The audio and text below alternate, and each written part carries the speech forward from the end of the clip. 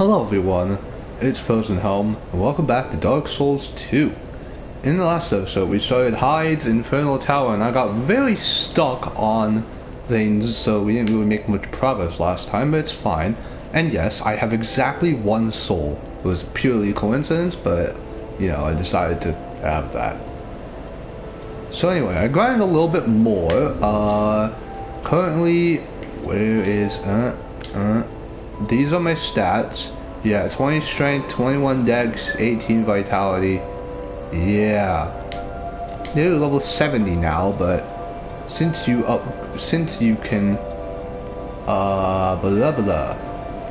Since you upgrade, you level up quite fast in this game. I could, but like I'm gonna wait until I have a more reliable source of Titanite shards, because right now I only have like one Titanite shard. So I'm gonna wait until I have a more reliable source of Titanite shards before I upgrade things. Anyway.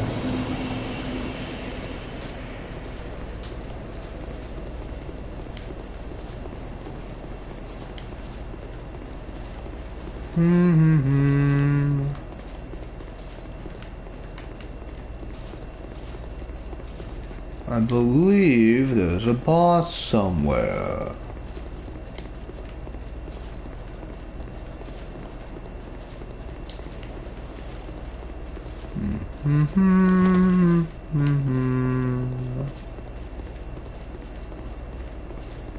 Sorry if I'm not very talkative today. I am fairly tired and honestly slightly just exhausted, so I apologize if I'm not very talkative this stream. Come on, do the move I want you to do. Okay. Yeah.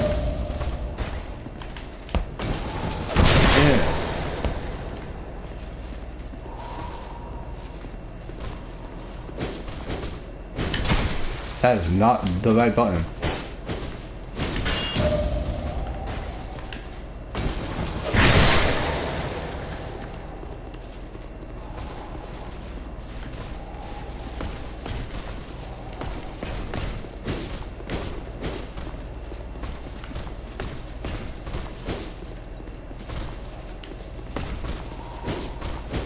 Come on.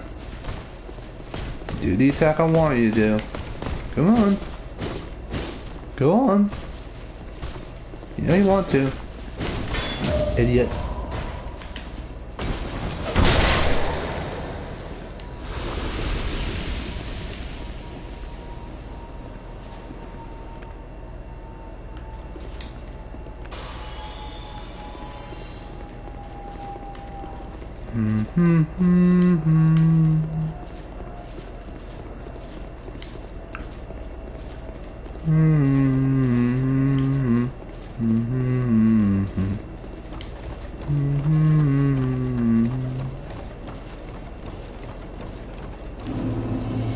Cathedral of Blue. Ooh, you get old radiant light gem. And this thing. What is this? Oh, well, 5 of them. Wow. Okay. I mean, I'll take it. Let's see how the scimitar works. Just, you know, as a damage test. We'll see how this works. Let's see. Now, what are you? Old Dragon Slayer. Hello. Ah! Oh my god, that is so much damage. Oh my god.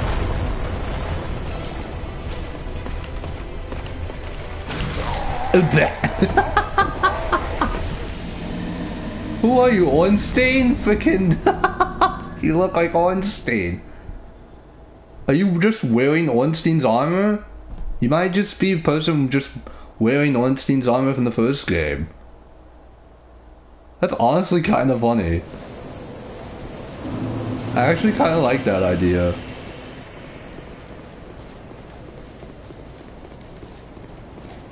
I wonder if I can parry him. I wonder if it's possible. It's highly theorized this is the real Ornstein. Wow. Damn. Since the Orlando is true. It is actually an illusion in Dark Souls 1. And, what's her name? Guinevere? Is keeping that illusion alive by lighting up the place. Or Gwyneth, I think was her name. The priestess? Or princess? I think it was Gwyneth.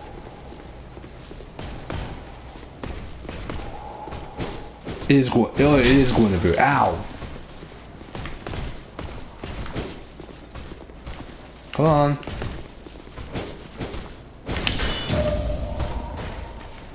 I know, but I'm just going for the souls. And so I don't have to deal with them after 12 times anyhow.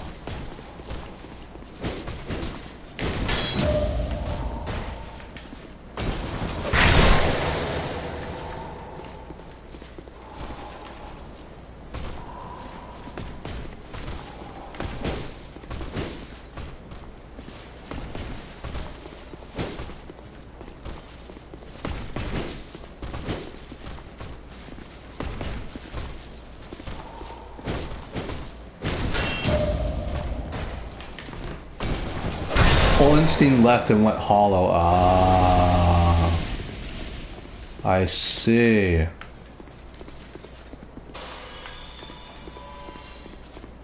Yeah, that makes sense. I wonder if he can be parried. Probably not. I wonder if he can.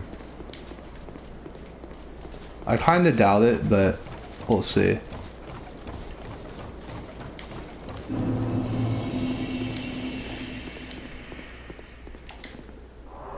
Hi, Ornstein. Hi. Oh my god. Lock on. Okay. That did not work. Oh my god. He just is always on you.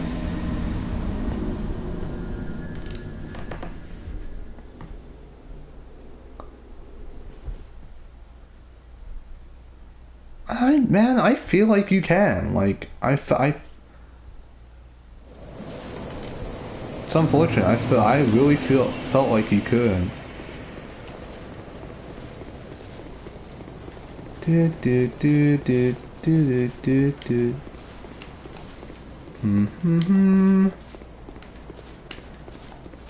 Oh, you can.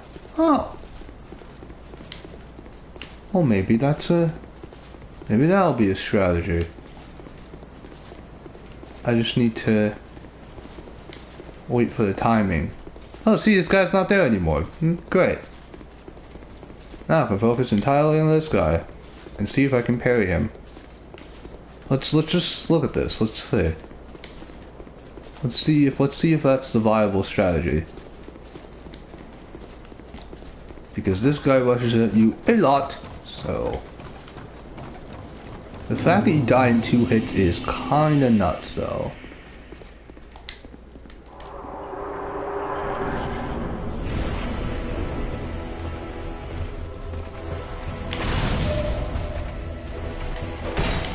Oh, he doesn't stagger. Oh my god. He doesn't stagger look at all, though.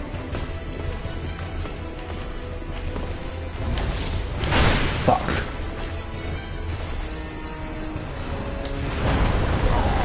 Oh, it goes through the pillar. Wow. It goes through the pillar. Wow. Wow. Okay.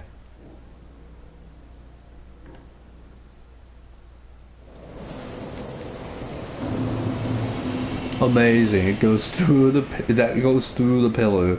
Freaking brilliant. Well, I mean, you can parry him, but I don't even know how much good it does.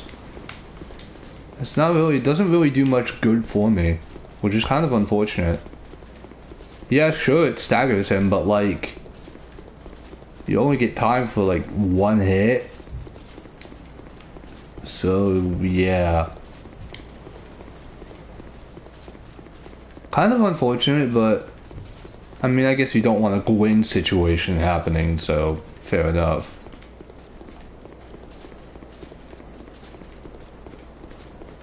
Or you could back off and heal or something.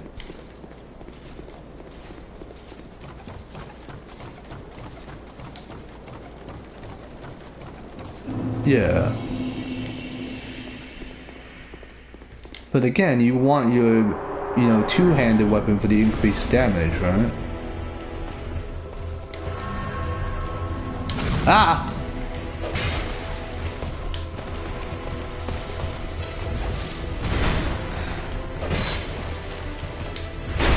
Too late.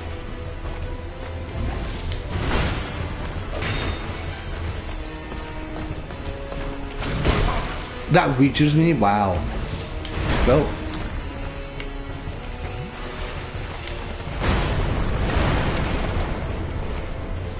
I'm stuck. I'm stuck. Oh my god. Wow, that does so much damage.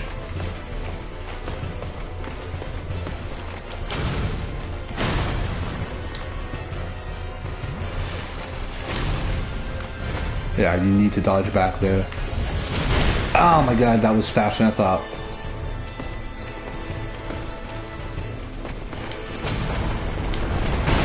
Oh my god, the backswing on that. Ah! Fuck. Yeah, the backswing on that is kind of nuts. Yeah, it's not too much health. I don't think.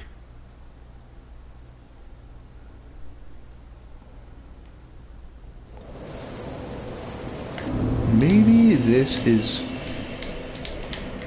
Maybe club is better though.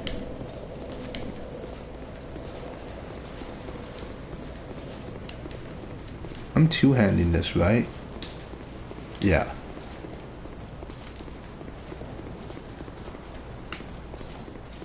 We'll see what club does. Maybe club is better.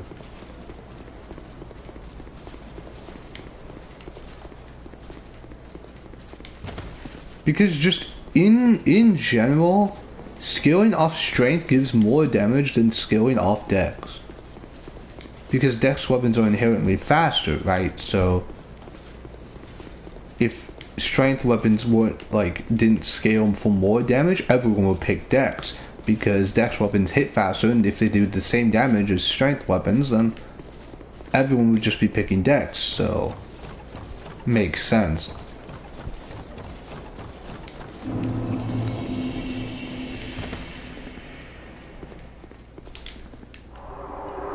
Maybe this will be better. Let's see. Go! We have the same old attack.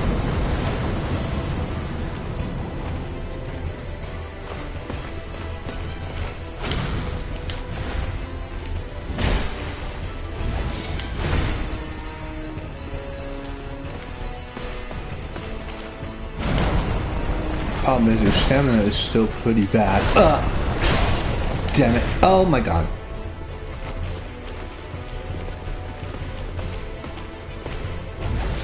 Oh.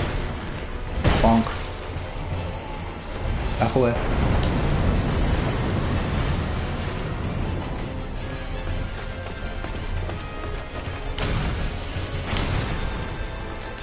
I didn't need to roll there, but it's fine.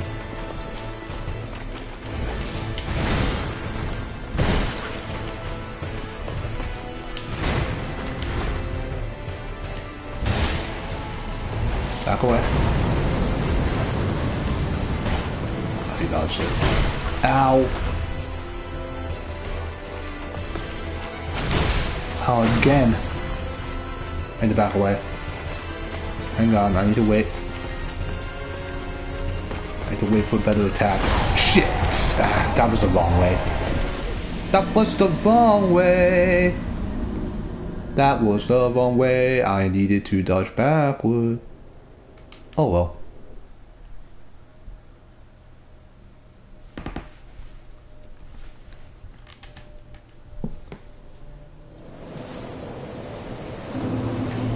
I'm like, I need to wait for another attack for that. Nope, I just died.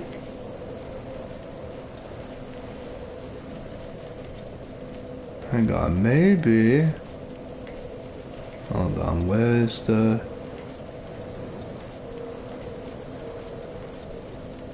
Maybe this could be a good idea.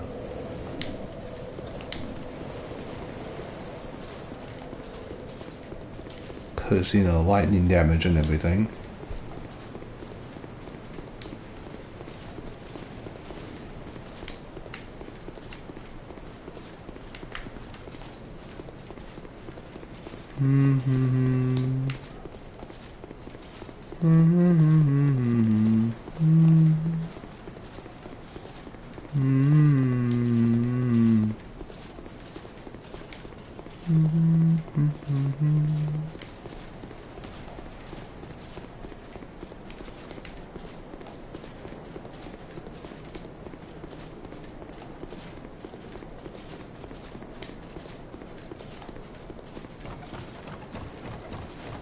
Maybe I should invest more in endurance for more stamina. It'll also give me more poise. Cause I'm running out of stamina quite quickly when I'm attacking. Go. Give me stuff. Shit.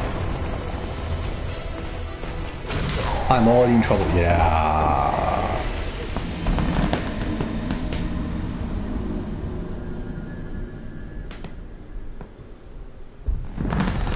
Oh god.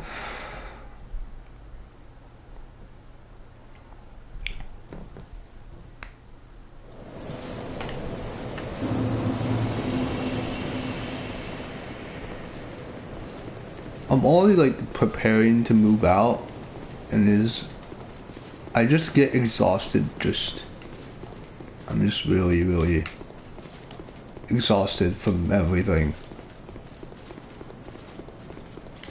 Don't invest in poison in this game. It works very differently compared to Dark Souls 1.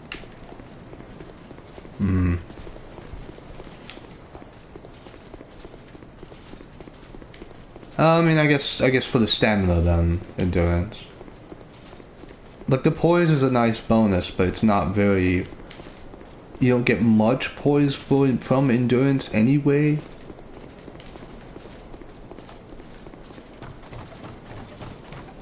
So it's mainly for the stamina. But even then, you only get like 1 point of stamina per endurance. So like,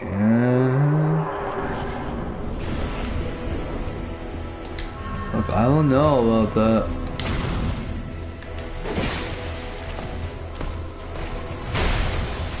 What is that?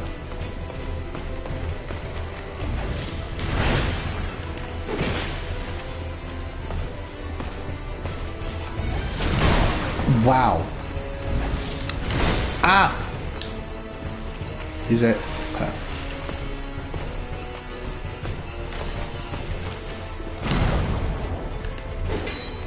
Fuck. I didn't need to roll there.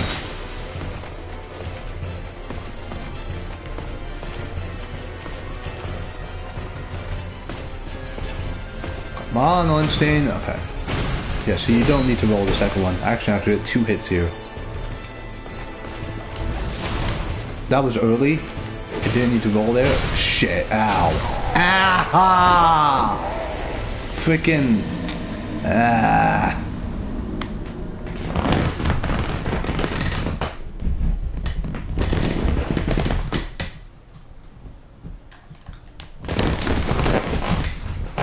Yeah, I got the Heide Knight sword drop. I was grinding the Heide Knights for a second one,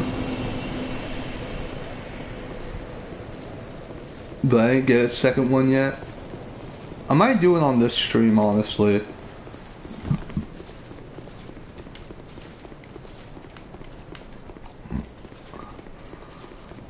Oh, why am I so tired? I don't know why, because the world is tiring for someone like me.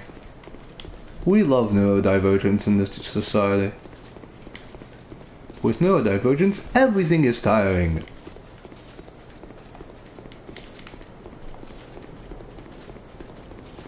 We love funny neurodivergence.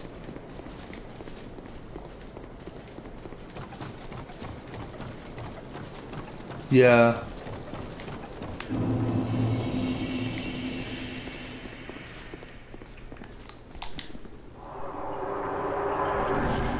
It's more of a faith weapon. Makes sense. Yeah.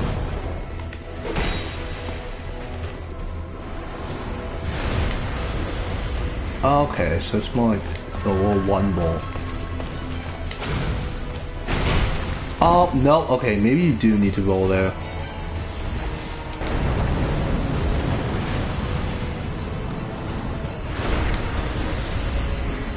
Why does it go like from the top of his head? Not even the tip of his weapon. It goes from the top of his head. The lightning blast out of that. That's so weird to me. Oh, now it's like 3 of them. Ow. Ah, God. Ah. Use it. No. Okay.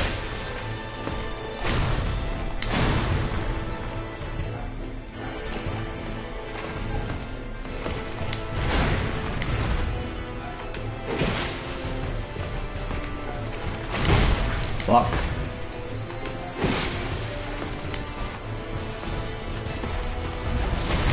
That was early. I shouldn't have done that. Okay, just go back, go back. Just heal, go back. Oh, the best is already. Wow. Shit. What? That hit me still? Wow. I should go backward. Yeah.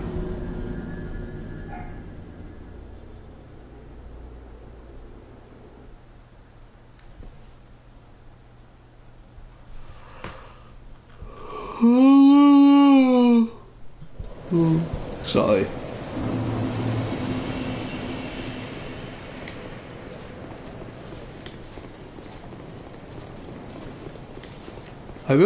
Honestly, I like how the infantry helm looks, despite it being like early game, be kind of stupid looking.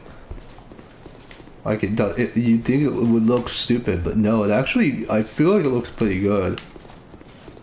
With this armor set, I look like a Roman infantry soldier, you know. I kind of like it. I mean, I like the vibe.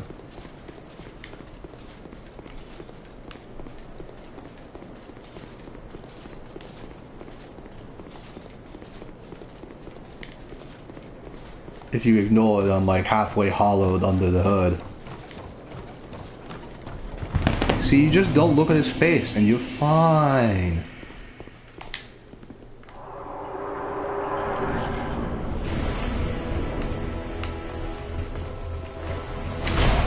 I really didn't dodge that correctly? Oh no. Don't lock on, I need to get my stuff. Wow. Oh, he's just hiding behind the pillar. I should have just healed, what am I doing?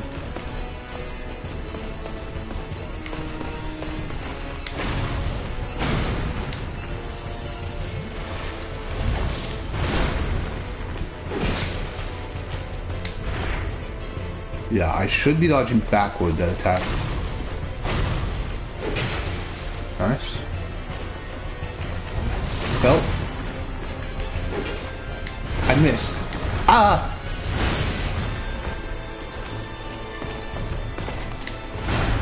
No, I should be dodging backward when he does that.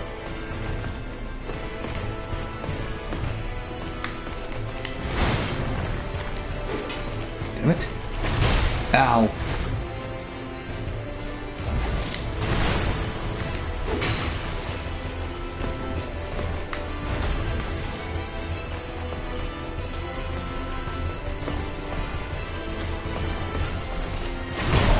Fuck.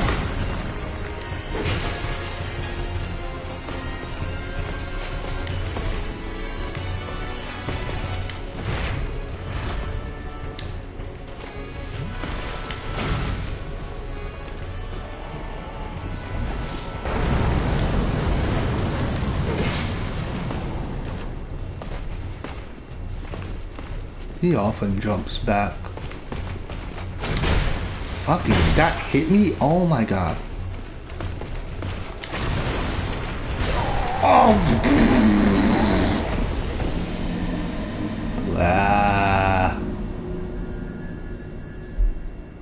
gonna take a while. Why do bosses have so much health in this game?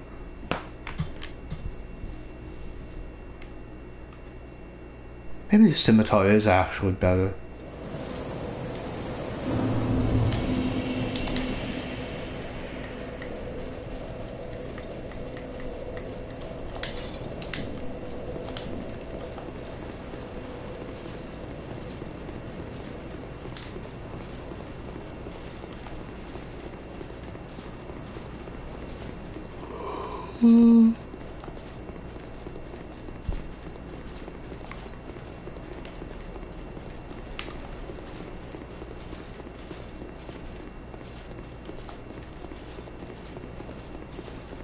Non-upgraded weapons. Yeah, that's fair.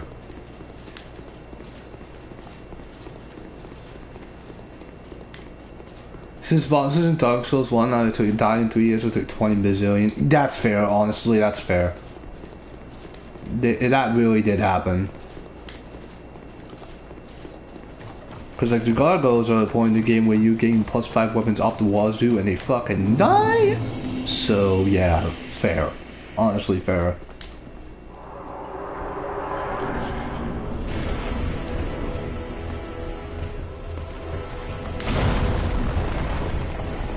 Yes.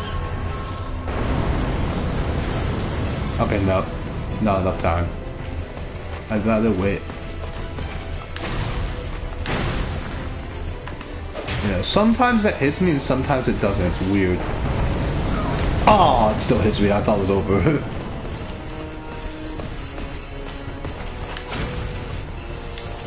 Got a heal here.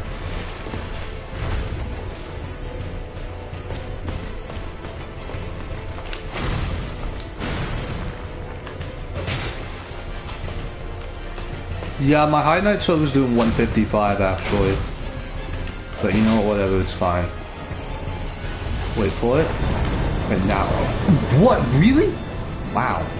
Okay, never mind. That is way more than I thought it was.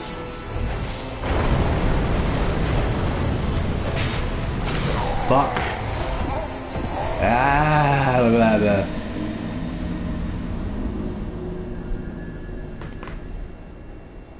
That is way more. That lasts a lot longer than I thought. The AOE. That lasts so much longer than I thought. Wow.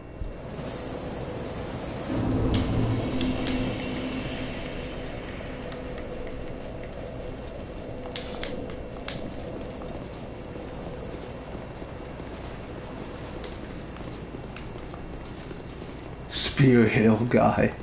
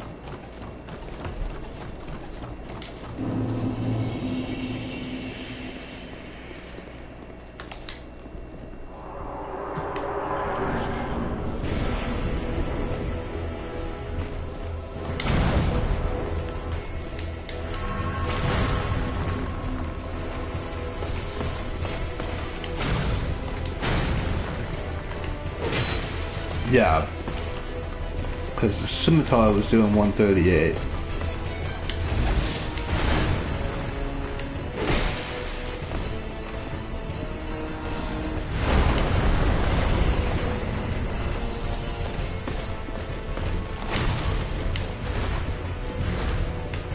Oh, it's a blind spot. Nice.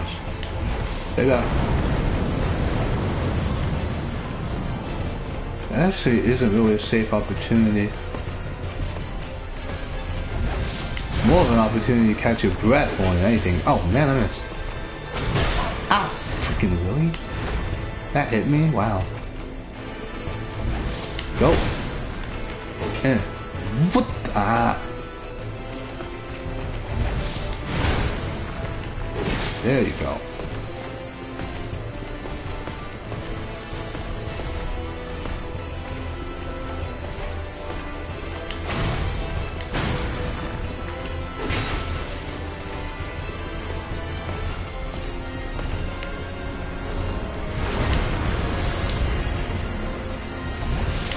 Shouldn't have done that. Oh.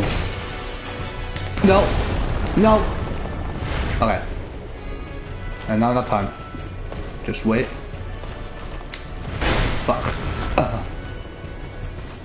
Okay, at least that, like, one initial swing doesn't actually do that much. Ow! Oh, God. Oh, no. Oh.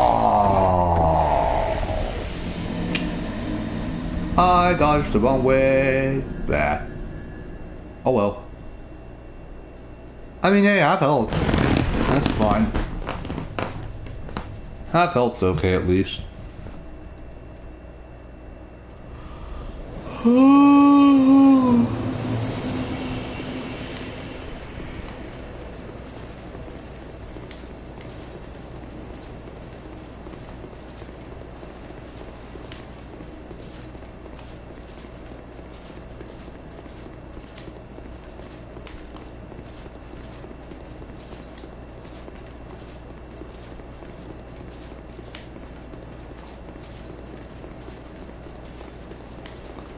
If I miss to just try the one-handed moveset, is amazing running light attack and good heavy attack combo.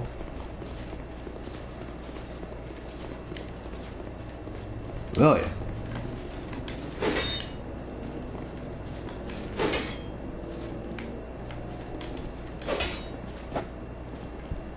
Oh, it's a poke.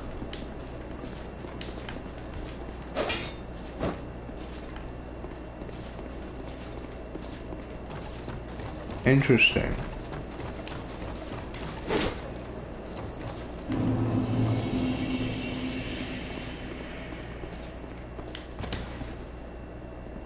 But I don't really know if I'm doing combos against this guy is the thing. It only really gives me room for me to do one attack. That's pretty much it. I did what, 109 there? Ow! Lock on. Yeah. Fuck.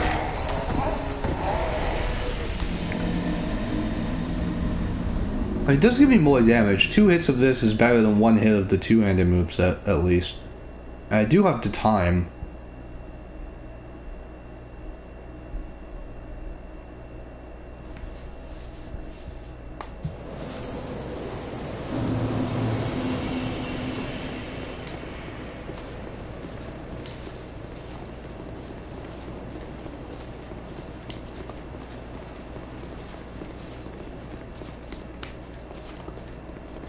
At least the rub back is good because you don't have to fight through all these guys anymore because I cleared them out already.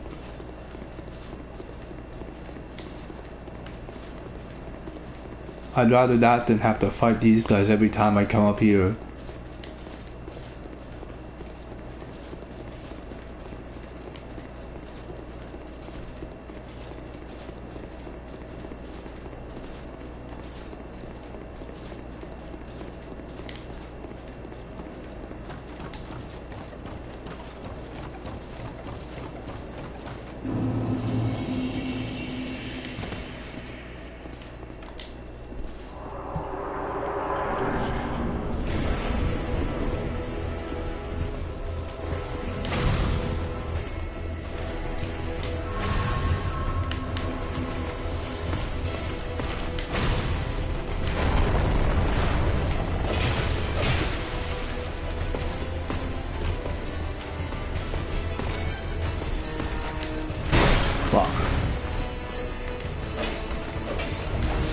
Shouldn't have done that. Oh my god. What am I doing? That was really bad.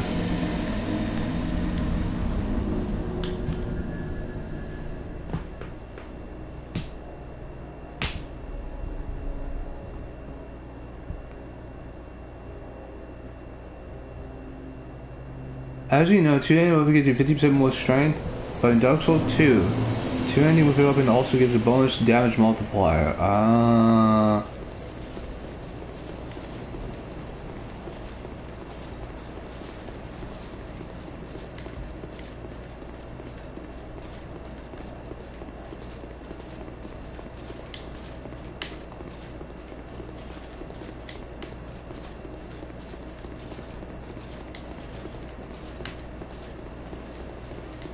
Food for thought, lol. Yeah.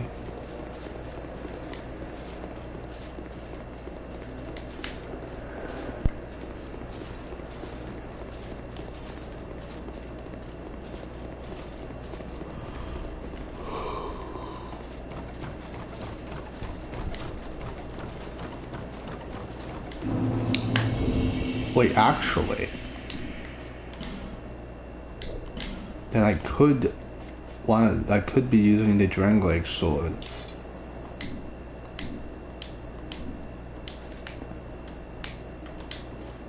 Two-hand the Drangleic sword.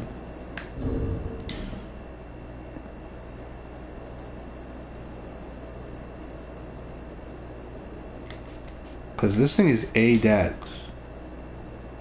And I can two-hand this. So maybe now, let's just see. Maybe now it'll do more. Hang on.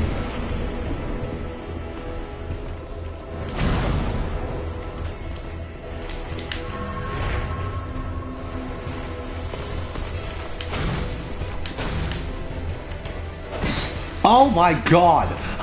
276! Holy jeez! This is way better! Look at this!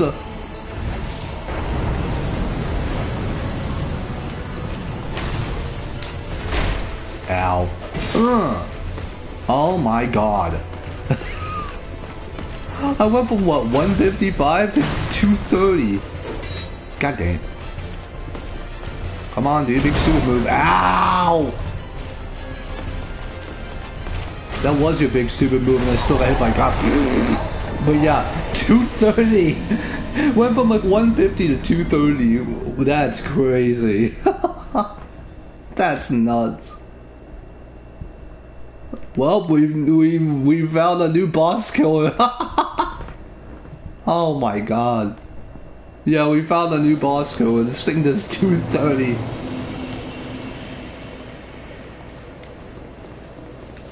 This is our new boss killer, ladies and gentlemen.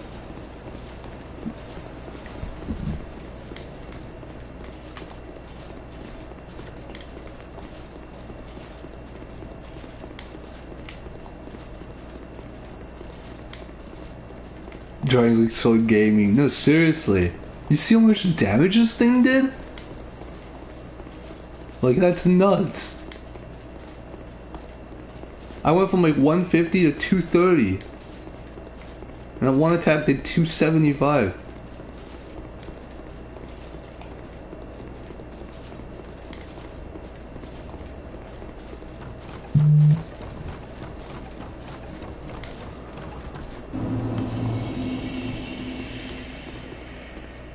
Like, I might upgrade this thing, like, holy.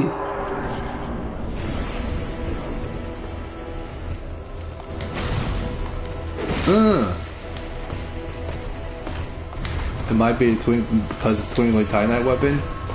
Maybe, yeah.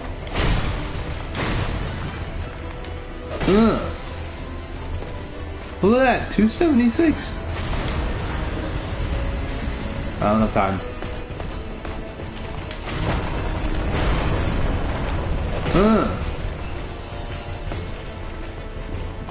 Fuck. I hate that, man. That attack is like, oh god. Okay, if he like, if he puts his arm to the side, he's gonna do the sweep. He needs to put. Okay. If he puts his arm straight back, he's going to thrust. If he puts his arm to the side, he's going to sweep. I need to pay attention to that. I need to not look at my character. I need to look at him.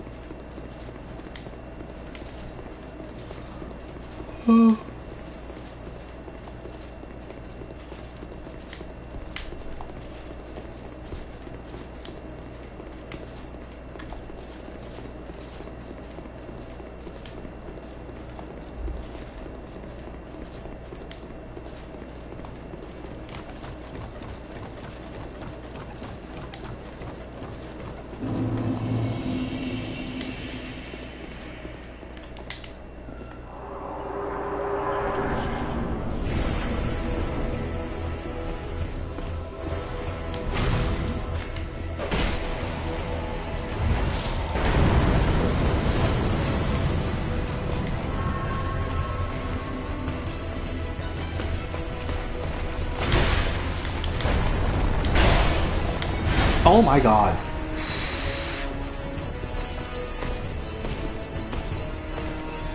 Haunting, please. Oh my, I couldn't roll that. Wow. I saw it on go back. I'm like, I need to roll that. I guess I didn't. I really don't like this human effigy business, man. I don't.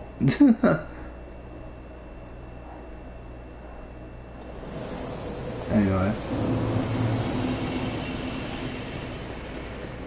Look, if human effigy wasn't a... Not human effigy. If hollow, whatever, blues the max health wasn't a thing, I probably would have beaten this boss by now.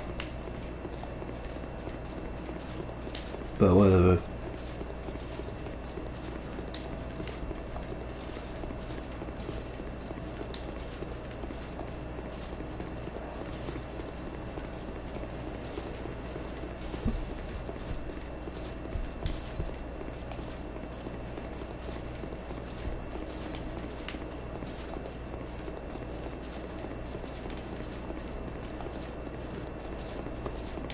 But yeah, Clint, what were we talking about, before we left the call and I went here? We were talking about, like, bad Mario Kart tracks, right? What were we talking about? Some BS like that?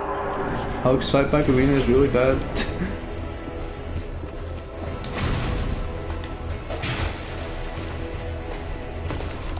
Ah! Just go away. You missed. Damn it. Ah. Heide. Fuck. That really hit me. Shit. Go back, go back, go back, go back, go back, go back. Just allow your stamina. Just let your stamina go. Yeah. Ah! Ah!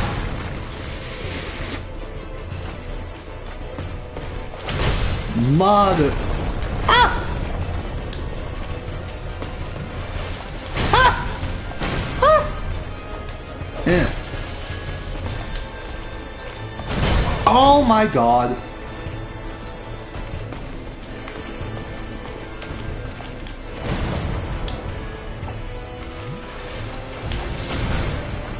Yeah.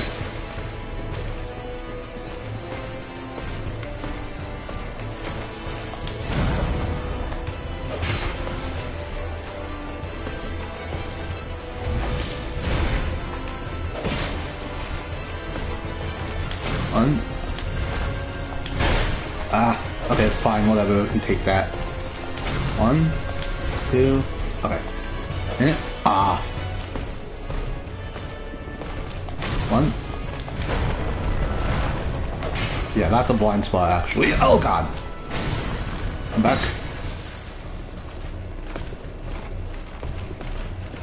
Go. Oh my god, what is that attack? Ah! What? That one-shot me! Oh, come on! Aww.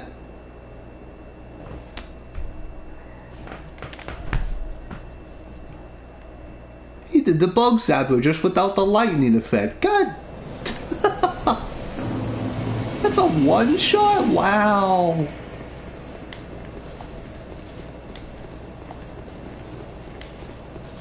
Yeah, I guess he is a grab, I guess, at like whatever health threshold, and it one-shots you. Great. Oh man. Okay, wait, maybe hang on, maybe, is anything that, maybe I want the defense, even if it looks stupid. Maybe I want the defense. Maybe that'll prevent me from getting one shot by this grab. Or two shot by anything else.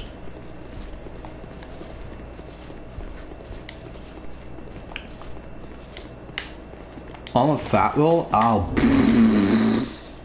I forgot about that. Oh, I am on fat rolling on like everything. Okay, never mind that then. I didn't know how close to the threshold I actually was.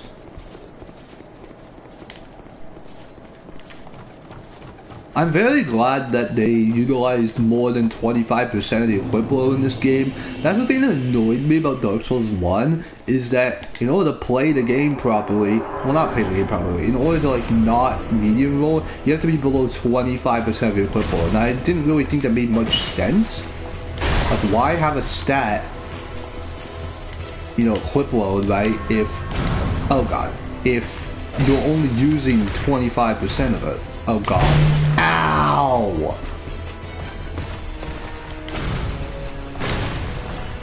Heal.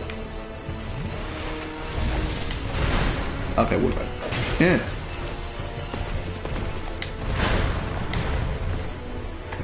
Yeah. Go. Yeah. Go back, go back, go back, go back, go back. Don't hit him, just stay here, don't hit him. Fuck. Too early. Watch his arms. Yeah. Watch his arms. Oh my god, that was fast.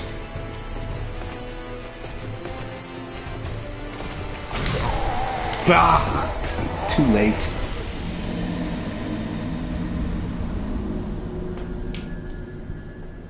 Yeah, we were talking about how, like, the Switch 2, with its $450 price point and its $80 flagship games and $70 normal games, I'm like, people were, like, super complaining about the price when it came out, and those same people are like, oh my god, the Switch 2! And they just buy it day one. And I'm like, you guys are not fooling anybody, people. Like, just saying, you're not fooling anyone. I'm not very mad about the price either. Like, this was going to happen. Games were not going to stay $60 forever, and consoles weren't going to stay $200 forever. So, the prices going up are not that much of a deal breaker for me. It was bound to happen, right? If as games grew higher in quality with better hardware, as inflation was a thing, Nintendo had to join the party sometime, right? Because already you're having consoles like the PS5 that are $500 anyway, and like the PS5 Pro is like $700 or whatever. So I half expected this. The real thing that's making me not get the Switch 2 on release is that there's just not many games that interest me for it right now. Like, there's not much here. There's like Mario Kart World, and that's kind of it. Like, there's really not much here. Uh-oh. I'm out of stamina. Ow.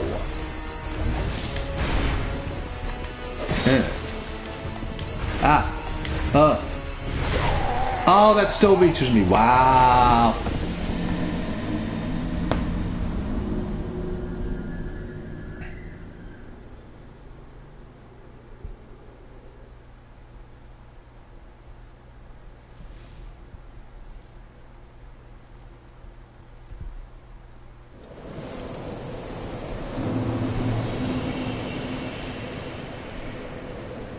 I'm curious about the Donkey Kong game.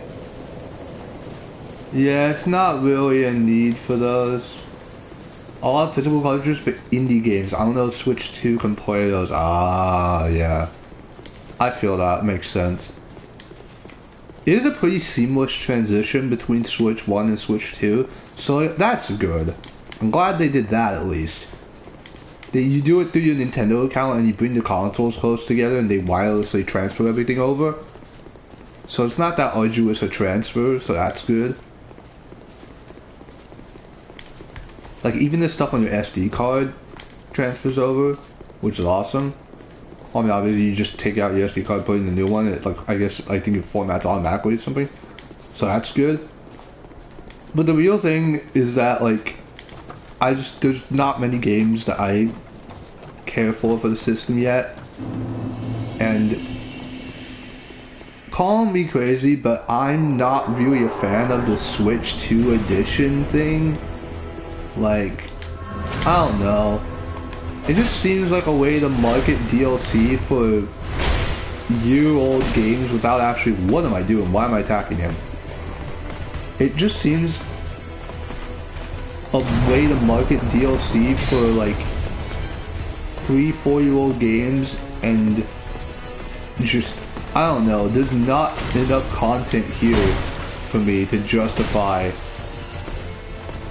Switch 2. Really? I was not far enough for that? Wow. But yeah, it's not really, like, I don't know. It just doesn't really seem that substantial, the Switch 2 editions of things. Like, yeah, Kirby in the Forgotten Land gets a Switch 2 edition, gets a thing. But, like, is it really worth the $20? I don't know. Probably not. Like, Kirby in the Forgotten Land is a pretty big game as is. With a, you know, entire post-game and shit. Now we have Star-Crossed World or whatever. I'm like, Then we have Switch 2 editions for, like, Scarlet and Violet. Congratulations! You made these games run like they should have ran 3 years ago. And you're making me pay money for this.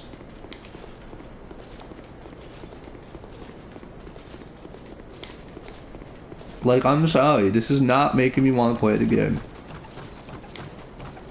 And it's certainly not going to make consumers of the original Scarlet and Violet want to buy this new version to play your game. When they could have experienced it like 2 years ago. Really? Oh my god.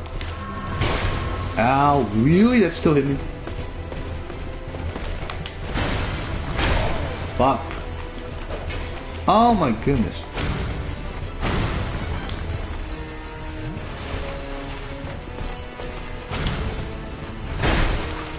Wow, that hit me still. Yeah.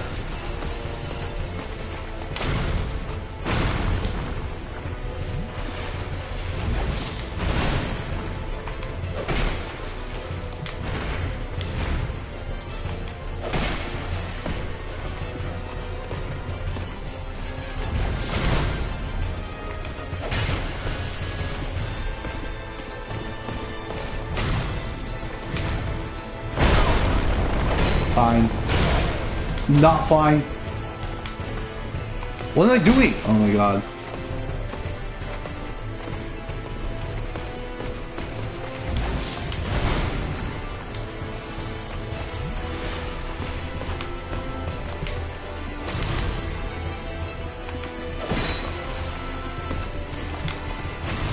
Shit.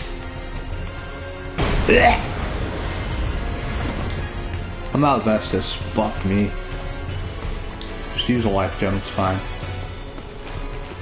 Ah! Shh. I did not dodge! I am dodging very late with these. Ah. And I wasted the life gem. Great. I mean, I can buy infinite with many of them, but I'm not exactly how to play Kirby Era Remake, no DLC for Kirby, and I love Kirby games. That's, yeah. That's unfortunate, honestly.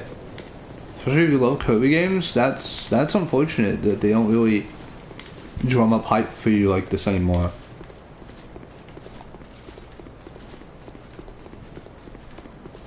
For me, I was like, surely they, you know, they put out a new Fire Emblem for the system, right? Nope. or at least announce one. Nope, they didn't. Instead, it's Path of Radiance for the Nintendo Classics or whatever. I mean, Virtual Console, because that's basically what this is. And yeah, that's cool, but you'd think that they would announce this. I would think now would be the perfect time, but you know, maybe we need to let it cook a little bit more. And we have a ton of indie strategy RPGs to whet my appetite until then. Ow. Ow. Wow, I'm dead. Bah. We have a lot of indie RPGs, strategy RPGs to whet my appetite, including one called Gales of Naori, which is coming out in a few weeks. On Steam to wishlist is very good. Has a lot of good talent, including a lot of Fire Emblem voice actors playing roles in it. Kirby makes an actual banger remakes of past titles in DS era, with Kirby Air Ride very sandboxy. Yeah. And some people like that kind of game, some people don't.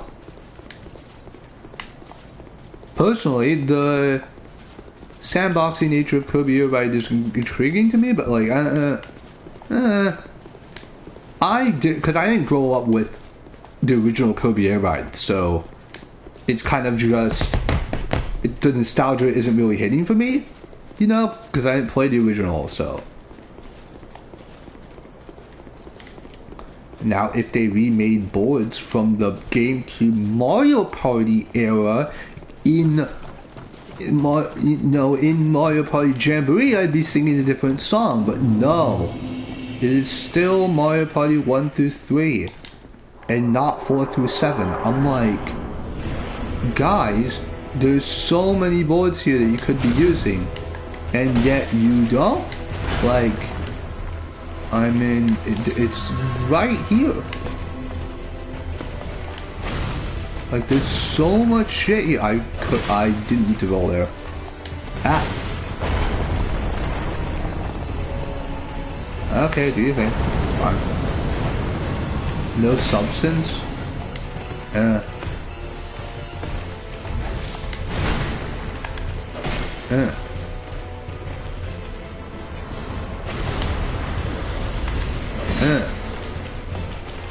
One.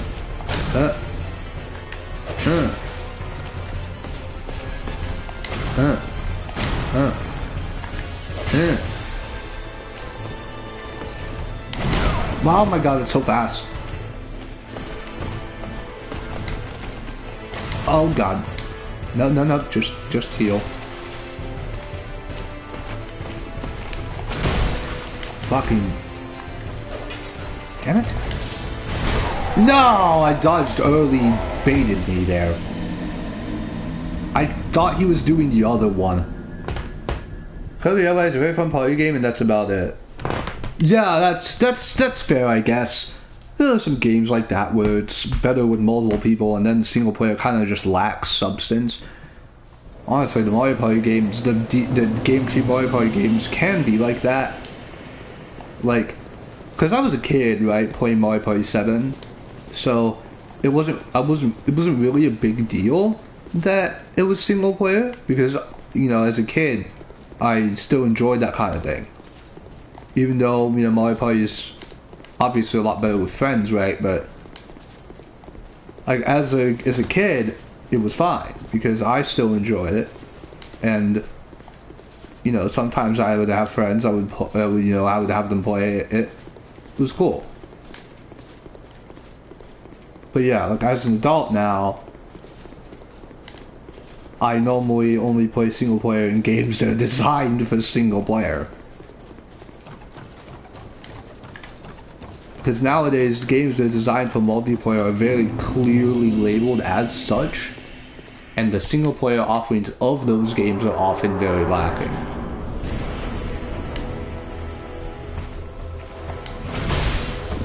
Ah, that was late.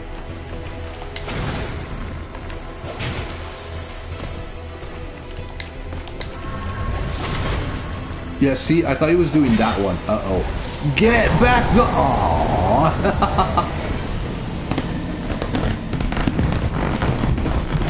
Get off! Oh my gosh.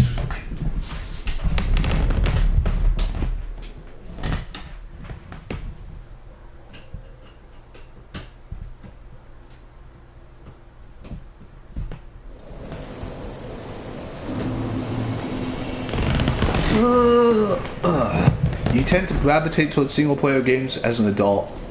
Having to host raids, yeah.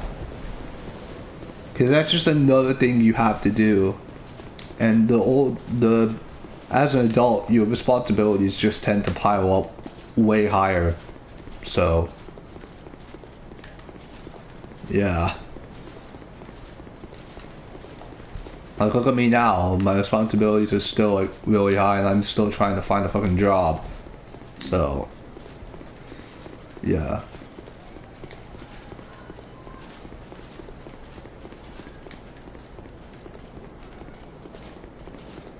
We love being unemployed, right? It's so good. Especially in this economy.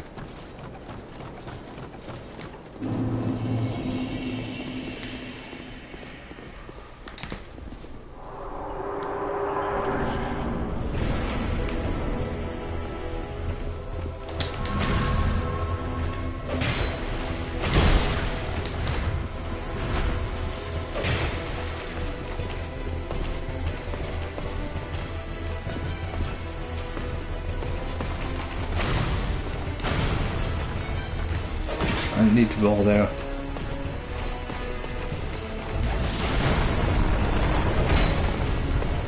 I've been hoping that for 5 months now, man.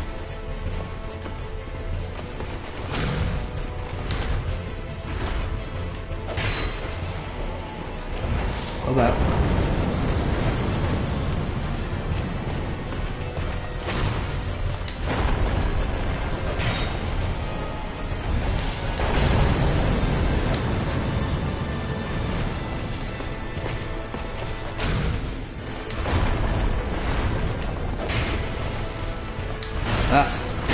Oh god. Alright. It's fine, just back away.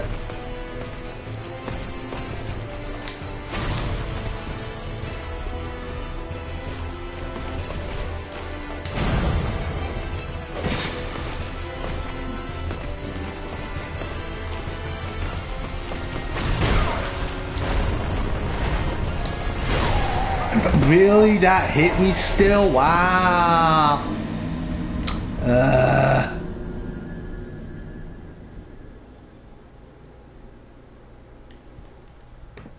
It'd be like that. Yeah.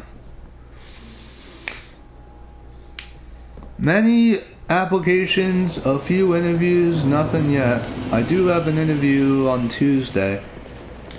I'm gonna have to wake up very early on that day because not only am I going to the interview, I'm gonna be taking all my stuff to move out of this house and back with my parents.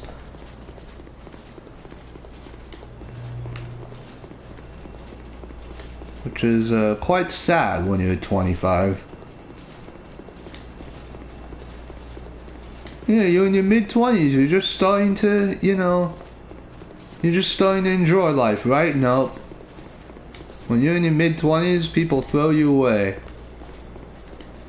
When you're in your mid-20s, you might think that you're just getting out there in the world and finding your career. Nope. You could be doing that, or you could have your company that you've been with for 2 years close down the entire office. Because, yeah, that happened. So, yeah. I mean, at least I'm getting unemployment because of it, but that's not gonna last me much longer. It's gonna last me like a few more months. That's basically it, though.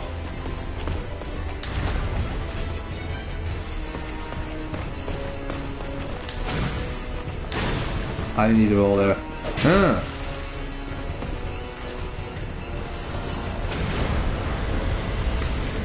Actually, I can't. Oh god.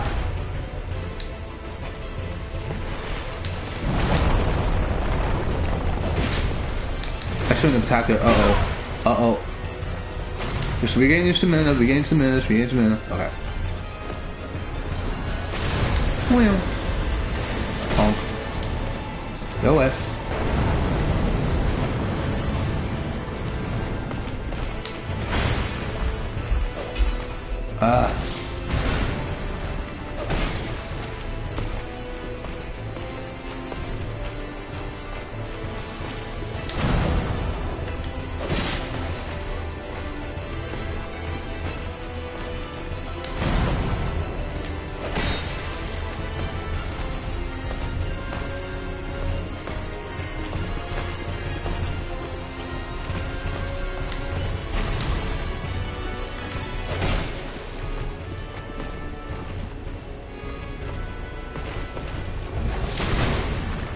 Yeah, see, sometimes he does the slow one, and sometimes he does the fast one.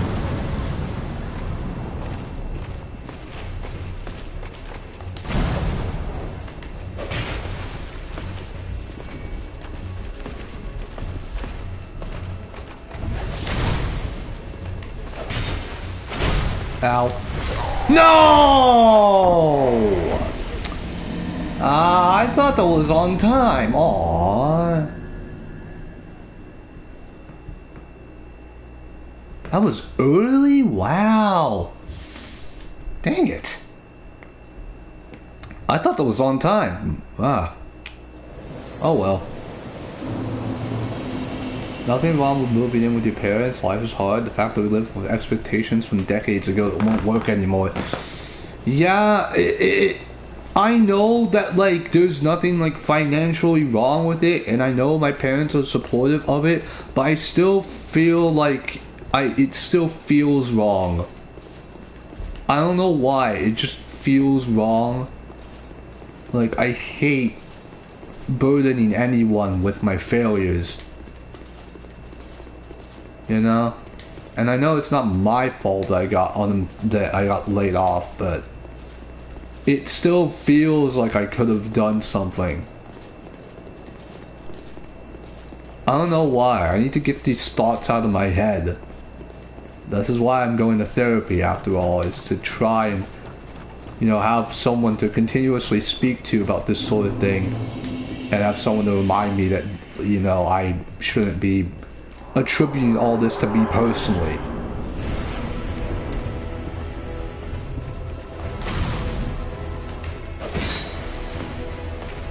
Because, like, society is shit, man. It will just beat you up and act like you could have done something about it, when reality is just a shitty situation. And I could be in much worse situations right now.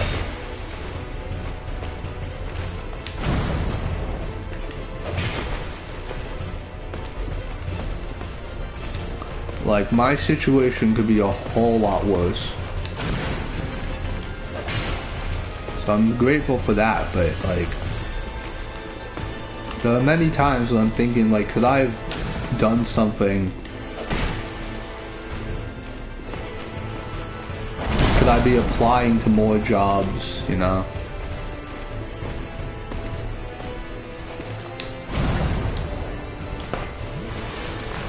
Could I be getting more fucking... Ow. Ow. And it removes lock on too, wow.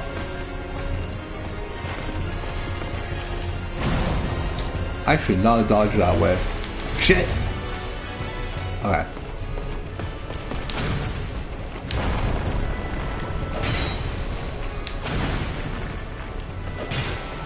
Uh-oh.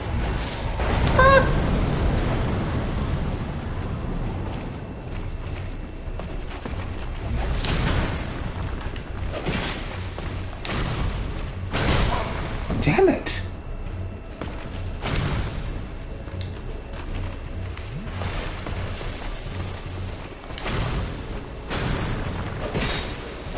There you go.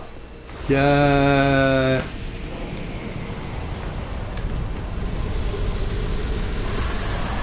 Oh, look at this. You even get the Leo ring from that. Look at this. You even get the Leo ring. That's awesome. That's sick. Now, is there anything out here? Oh no, that's the... No, in here, rather. Is there anything in here?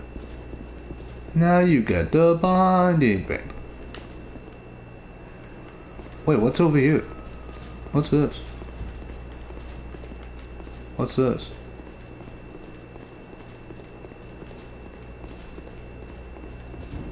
Ah, bonfire. Yay! Bonfire, yay! Okay, now let's level up because I can walk back here.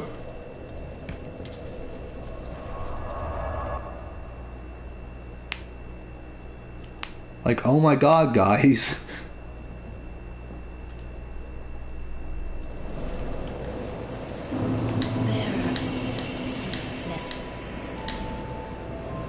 Okay, so I wonder if I should just like do... Wow, I only get 2 levels. This game is garbage. I wonder if I should just do that, but nah. I want to like just that. I feel. Get each of these to 25. Vigor. Yeah, so I'm not getting 2-shot. Yeah, you're right. I don't want to get 2-shot by like everything. This is the problem with upgrading everything in adaptability.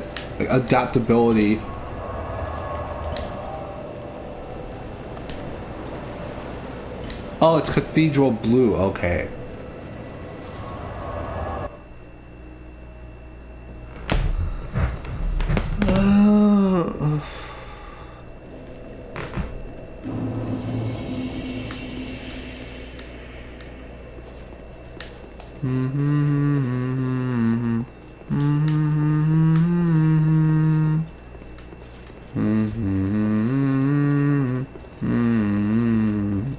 Oh, more stuff. Don't mind if I do. More stuff that I don't use. Maybe this is stuff that I actually use. Hang on. Cleric's Palmer Tower Shield. Hello. Transient being. This is no place for one such as you. Be gone. You are not needed. Transient being. You would never make a Knight of the Blue, and I have nothing more to say. Be gone. Are you sure? Maybe I need to wear the ring of blue. Transient, you would never be gone. Transient, you wouldn't be gone. Ah, nope.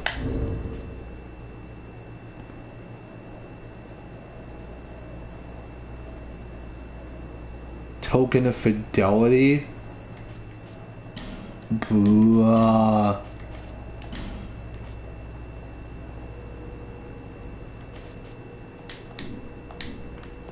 Okay then.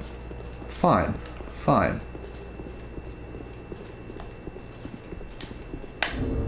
Actually, now I think is the perfect time to farm more. Should I farm for 2 of the sword? Maybe not though. I don't know. Should I farm for 2 of the Heide sword?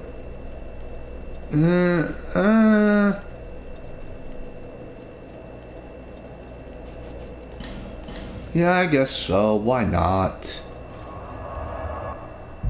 Why not? Why not? You get more souls anyway. Why not? Now it costs like 7,000 souls to level up once. Freaking brilliant. So then I want to equip the... Where is it? Scimitar. What's Dragon Parma? Traveling merchant hat. I'm at 62. Brilliant.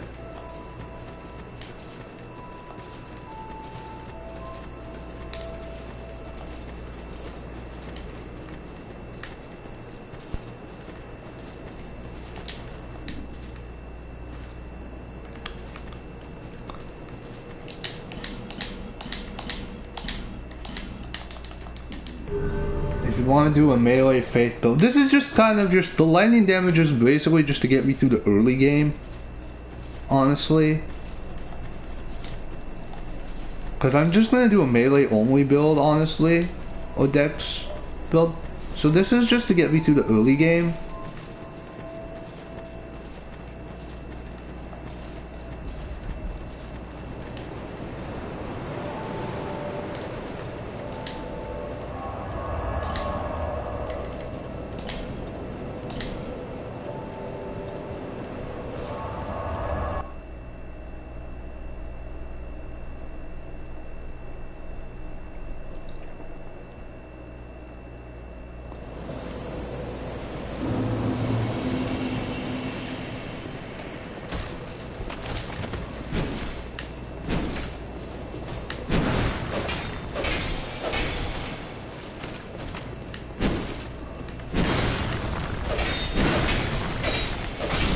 Yeah, so after I get the Ring of Binding, I'm going to trade that out for the Ring of Steel Protection.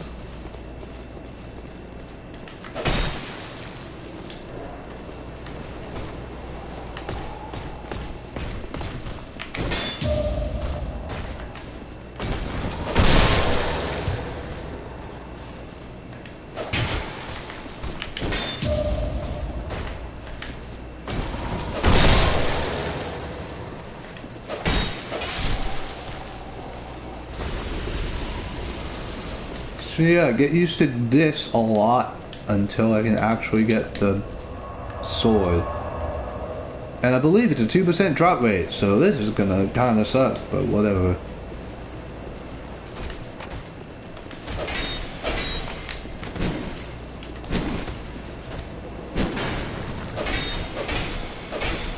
Oh, thank you.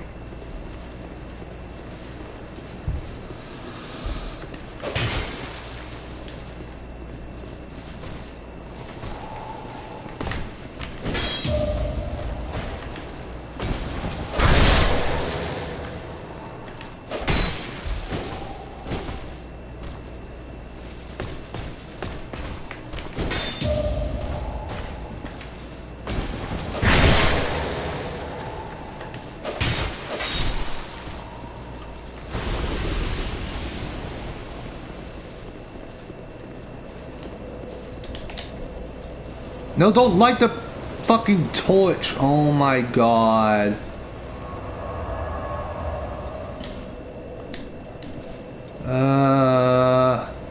No, stop lighting the torch. No, stop. Don't light the fucking torch, bro. Ah, whatever.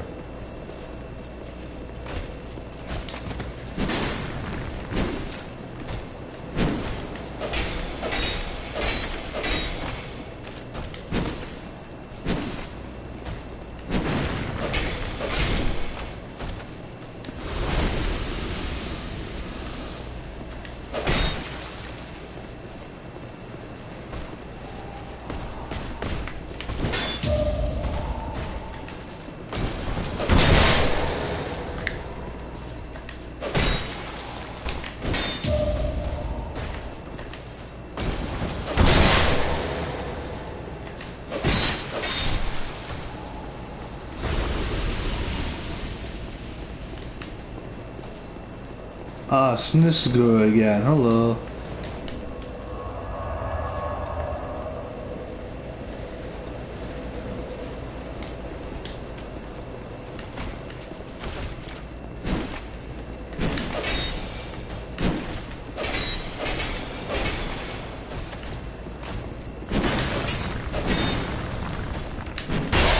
Oh.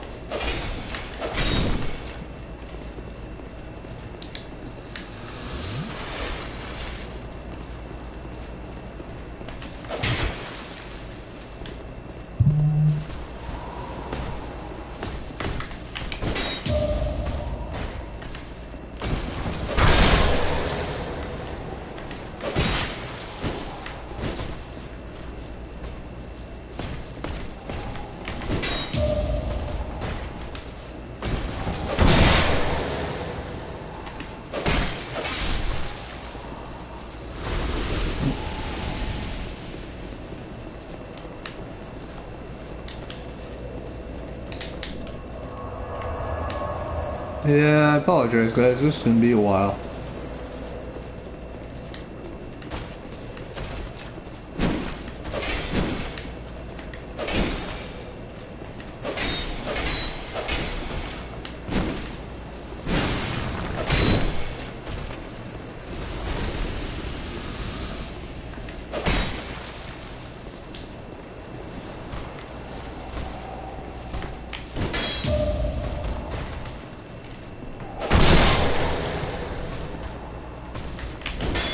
You got up fast.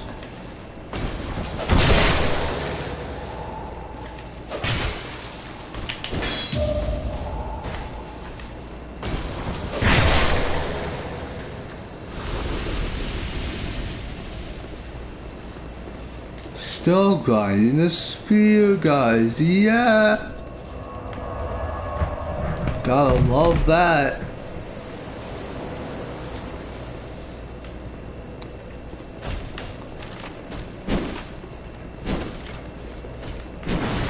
I mean, Steady Hand McDuff.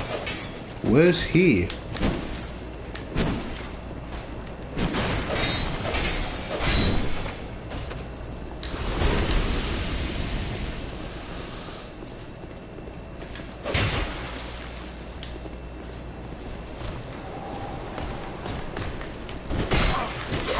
Damn it, I missed the parry. Oh well. Oh, Lost Bastille. Cool. I missed the parry though. But yeah, Lost Bastille. I do like, from what little I've seen of it, I do like how Lost Bastille looks.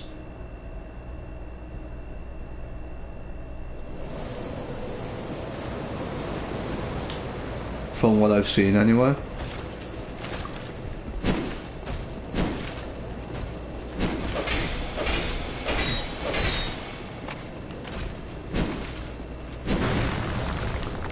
No, that's fine. It's fine. Unless you're talking about you. Have you not played the game? If you haven't played the game, you probably shouldn't be watching the stream.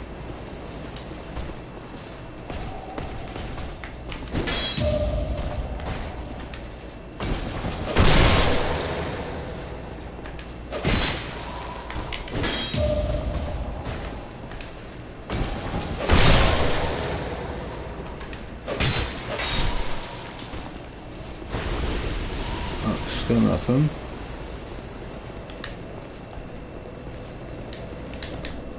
The funny thing is that 15,000 souls is only going to get me 2 levels.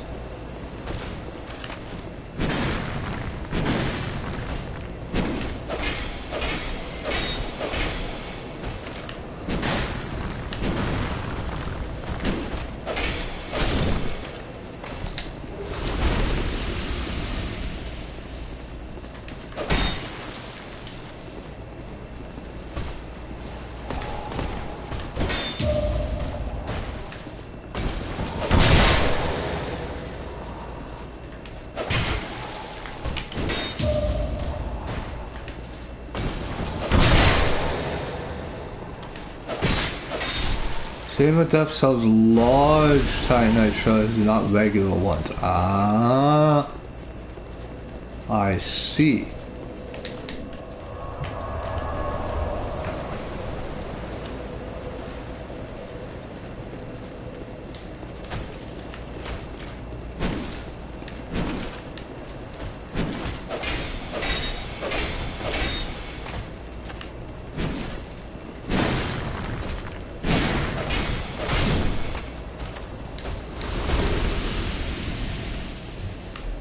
But yeah, we were talking about this, like the Switch too, and now everyone's like, well, not everyone, but like everyone's like, oh, the price is so, it's so expensive, but everyone's lining up to buy it day one anyway. I'm like, you're not fooling anyone, people. You're really not. And I think weapons in general only reinforce the plus 10 in this game, I'm pretty sure.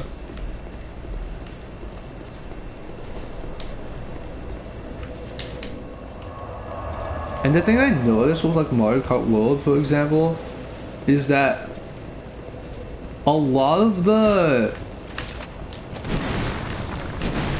like, due to the fact in Grand Prix in Mario Kart World, you have to drive to the other racetracks in the cup, and it's 2 sections of driving, and then when you get to the track, you only do 1 lap, and it's like, I don't know, I don't think I like that. Damn it. I don't think I like doing only 1 lap of your track. You're trading off doing 3 laps of your track for driving in mostly a straight line between destinations. Yay.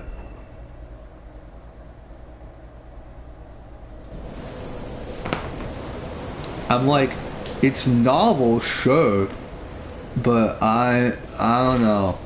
It wears kind of thin after a while.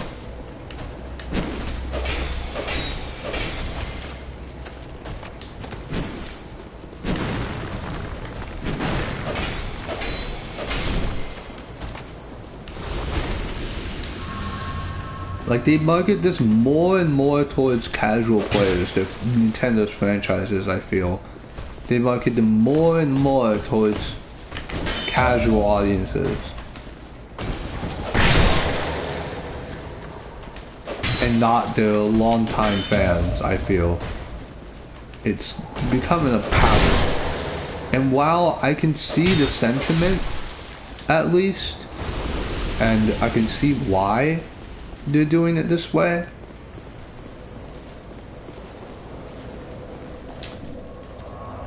but not everyone is going to like that.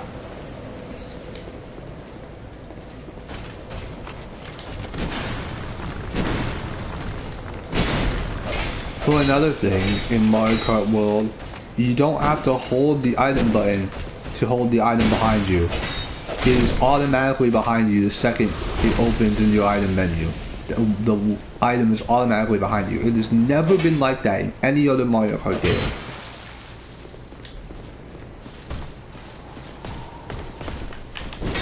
And yet they felt the need to do it in this one for some reason.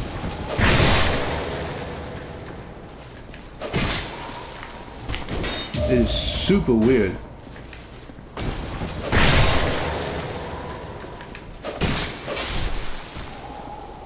Shy Guy griefing? What are you talking about? I never heard of Shy Guy griefing.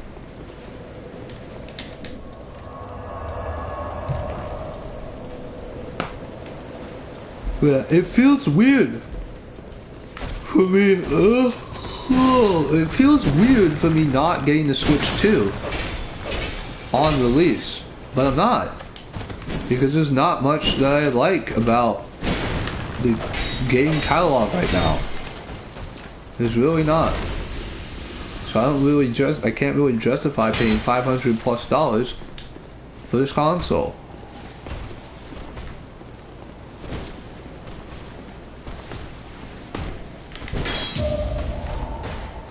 But the performance, blah blah blah.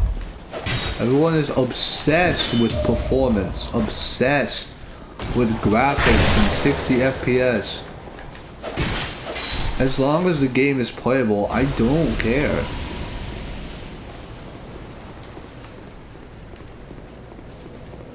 It's a thing I heard people would play as Shy Guy and camp at the finish line just to rub in other people's faces. That's been a thing in every Mario Kart game, honestly. It just came down to the type of person you were facing online. There would be people like that where they either wait for their teammate to finish or they just do it to mess with you.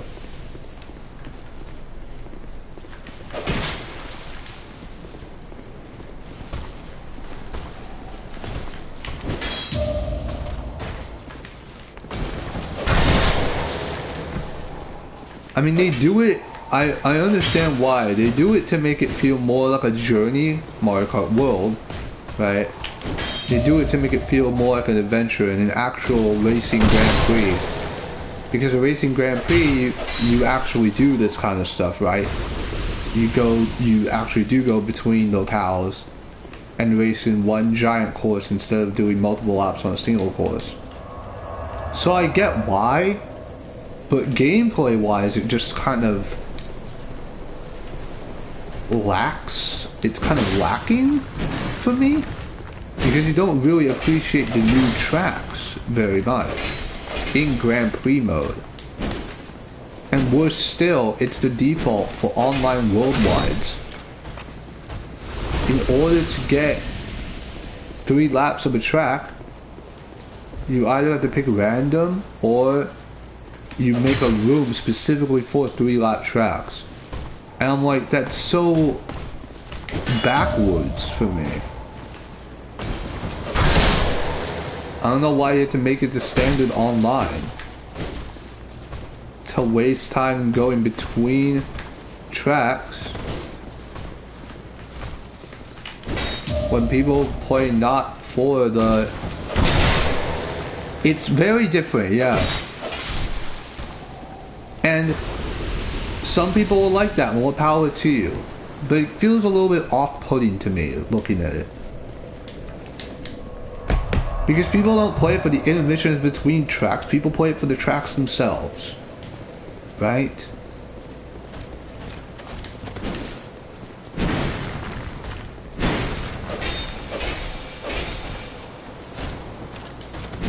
Uh-oh. I mean, for sure, there are going to be people that like this sort of thing. There are going to be audiences that like, you know, going between... Fuck! Oh god. Like going between levels. Shit. There are gonna be people that like that. And I more power to you. Please don't prevent me from enjoying your game.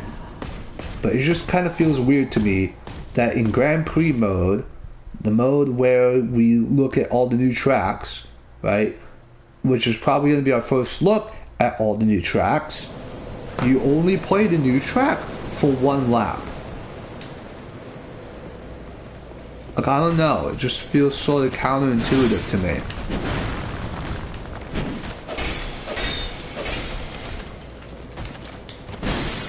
But I do like the whole like wall riding sort of deal and rail grinding thing. I like that a lot. And charge jump, I like that. And they made it so that because charge jump is a thing where you, like the name implies, you charge your jump on a straightaway and you jump in the air and you get a trick boost. And you can do it on straightaways. Now you might be thinking, what's stopping you from doing charge jumps all the time? People would be doing charge jumps all the time. It'd be like the wheelie fiasco from Mario Kart Wii. Well, no. Because charge jumps, when you're charging the jump, you actually do slow down. So, doing charge jumps on straightaways is actually slower than just driving straight. So charge jumps are more like finding places where jumping in the air is actually useful. For example, if you want to jump on a rail and rail grind on an inside part of the track, or if you want to jump on an inside wall and cut off stuff that way, you have to think about your applications for this new move. And I really like that. People are going to be finding some stupid shit, I can already tell. People are already finding ridiculous shit in time trials, and it's day 1 of the game. So I really like that about this game, that they are already finding new tech that just looks ridiculous. Like, people are tricking off like posts that it doesn't look trickable, but they are, and they are cutting ridiculous gaps with that, and like rail grinding some insane ways.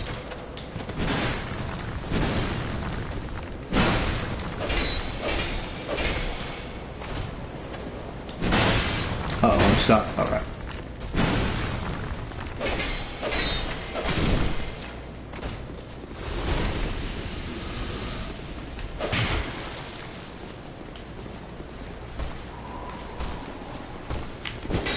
And somehow Mario Party 1 is the game with the most boards. Yep, yeah. And Mario Party 4 through 7 don't get remasters of their boards. And Mario Party 1 through 3 gets remasters of like all of their boards. For some reason, I can't possibly imagine why.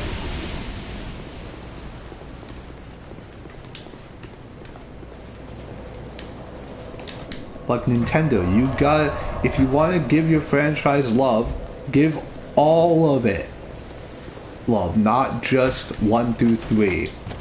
Okay, you gotta pretend that you gotta at least pretend that your GameCube Mario Party entries exist. Like really now.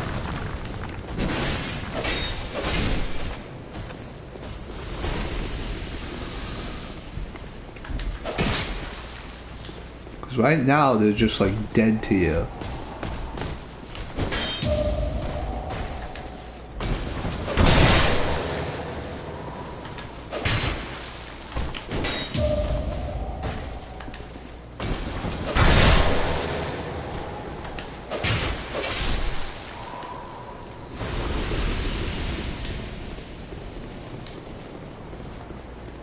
And also, as shiny and new as Jamboree, Super Mario Party Jamboree is, as shiny and new as it is, honestly, it's probably not the best modern Mario Party by quite some distance.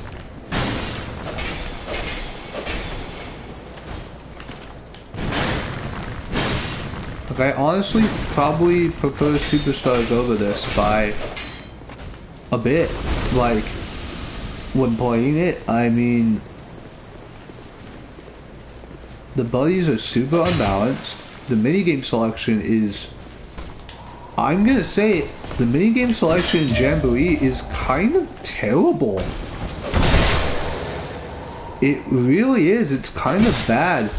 They say that they have like 110 minigames, but if you look at it more closely, they're kind of just not telling you the whole story with that number, because you see, the 110 minigames are including side modes that you're never going to play, and the rest of them are super spread out in their respective categories, to the point that there are 13 four-player minigames. Or something like that. There are very few four-player minigames for the amount of board you're going to be playing in this game. Because the boards are super long. Like, the games are super long in this game. So the amount of times you're going to be sitting here playing the same minigames over and over is alarmingly high.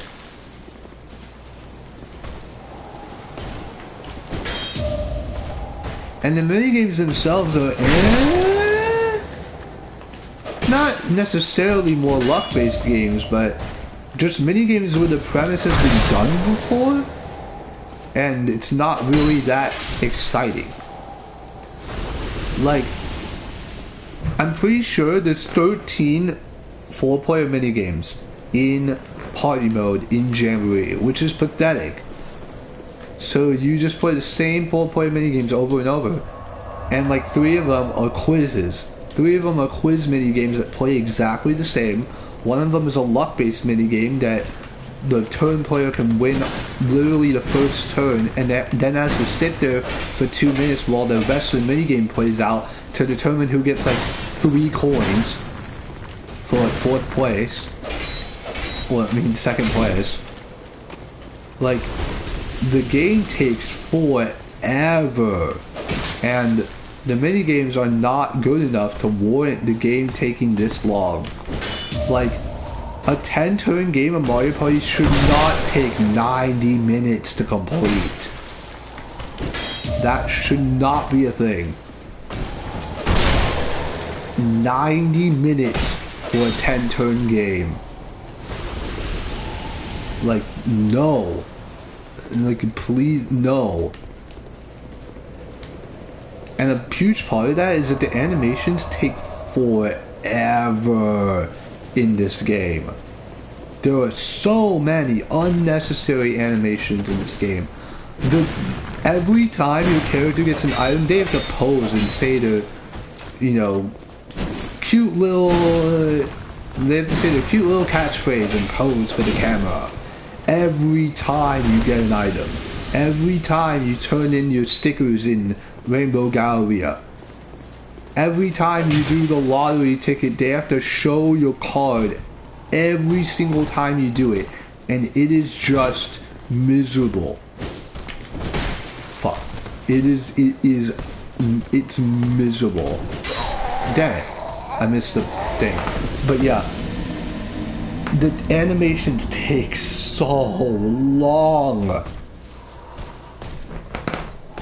Like, God, I can only imagine 30 turn games in this game. You thought Super Mario Party animations were tedious. And they were. But Jamboree's is somehow worse. I don't know how, but it's somehow worse.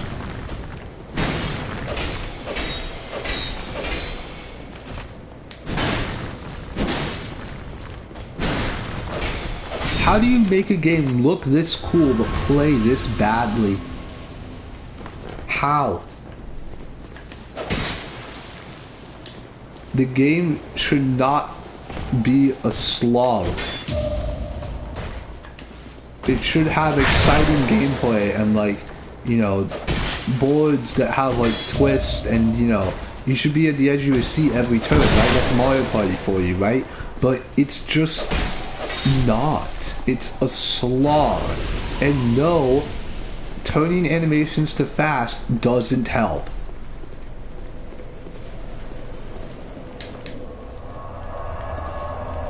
And you can't turn them off either. You can only turn them to fast, and it's not fast. If the fast, trust me, if the fast animation option was fast, I would not be complaining.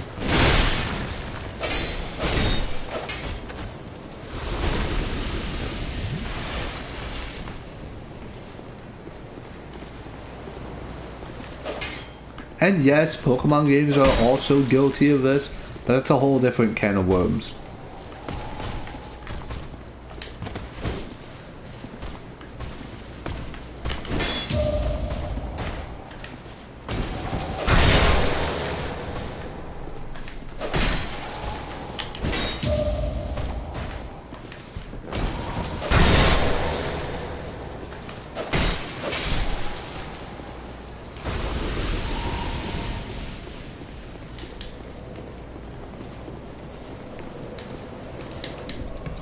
Like, that's another franchise that has been kind of just, I used to play it, and like, now I just don't, because I've kind of just fallen out of favor with their business practices and the quality of their games, is Pokemon. The last Pokemon I played and enjoyed was Gen 7. The first Gen 7, not Ultra Sun, Ultra Moon. Because Pokemon Sword and Shield was just, it was so middle of the road that I had really no hope of, oh god.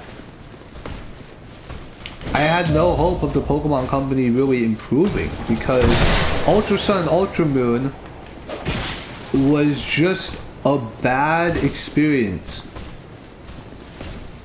Why are you repackaging the same game and adding content that retcons good story beats from the previous game and repackaging it for full price? No, you don't do that. You don't do that. Ultra Sun and Ultra Moon is just really disappointing, because it takes the story beats that were actually good in regular Sun and Moon, namely Lucamine and the drama surrounding her and the Ether Foundation, and turn Lucamine into a sympathetic villain that only did this to stop Necrozma. I'm like, you had a good thing going and you ruined it. Absolutely ruined it. Like, Lucamine was actually a good villain, and you took everything good about her and made her a sympathetic villain or whatever. It was so awful. It was awful. The moment they announced that moves not in the generate move pool will be deleted upon transfer, oh yeah. Let's talk about that. Let's talk about Sword and Shield. On its own, Sword and Shield is not a bad game. And look, the national dex being cut sucks. And like moves being cut, it sucks. Like, look, okay, Pokemon being cut sucks, and models being reused is kind of annoying. But there are over 1,000 Pokemon now. I can sorta get it. What I don't get is the story being so safe and bare bones. And the villainous reveal is so much lamer than even what we get in Sun and Moon. So much lamer. Macrocosmos was revealed right at the end of the game. And it wasn't even a good reveal either.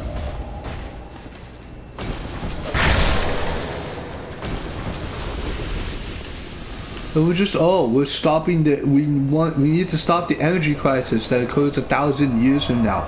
Bitch, it's 1,000 years from now, Rose. Why is this your problem? Why do you have to put it upon yourself to do it?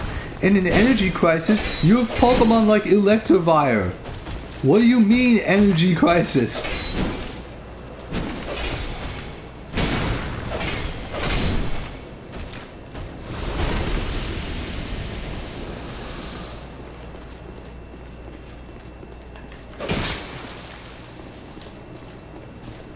Like, you have Pokemon that make energy. What do you mean, energy crisis?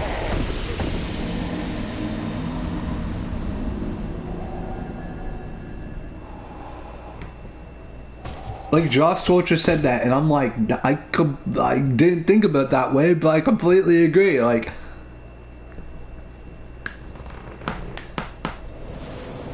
it came in so late, and by the time this happened, I was just mentally checked out of the game.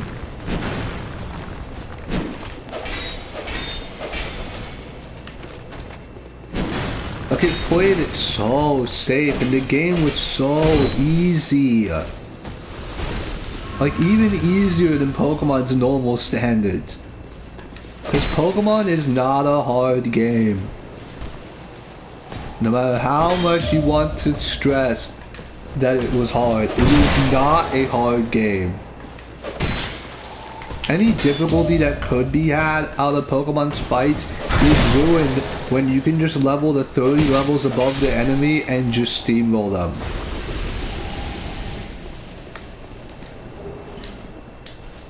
Any difficulty that gym leaders have is ruined when you can just we can just pick the correct thing in the rock paper scissors triangle and just win. So the game was like never hard, Sword and Shield, until the champion, and suddenly the champion's levels are like 4 to 5 levels above you, when in the rest of the game the enemies were 4 to 5 levels below you. So suddenly the champion gains like 10 levels on you, and that's the only trainer where it's an actual challenge.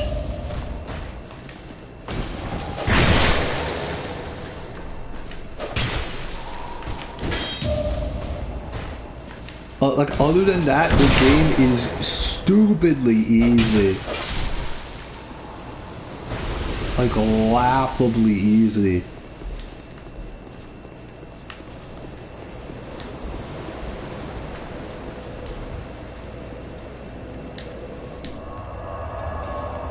Regional variants will Iceland hate for me to leave as well. Regional variants aren't inherently bad. But as I lost interest in the series as a whole, I lost interest in the regional variants as well, I'm not gonna lie.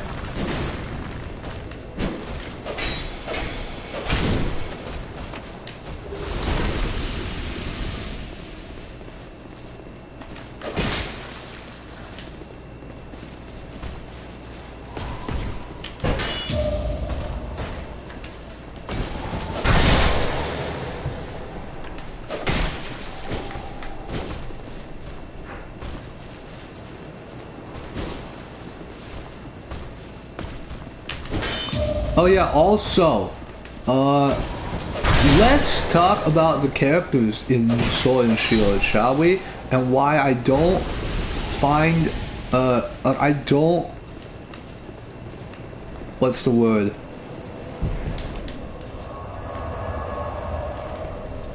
What's the word I'm looking for?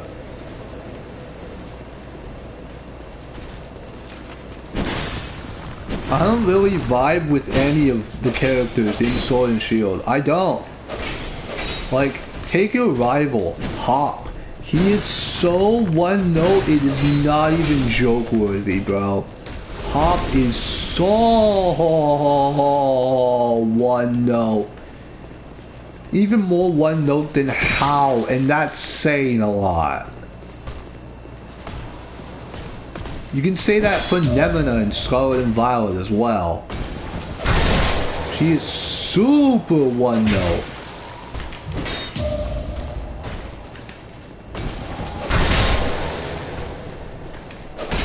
So it didn't really give me a satisfying goal to work towards for defeating Hop, whatever, Hop. It didn't really give me a satisfying goal because I didn't really care about him. He didn't really do anything. He was just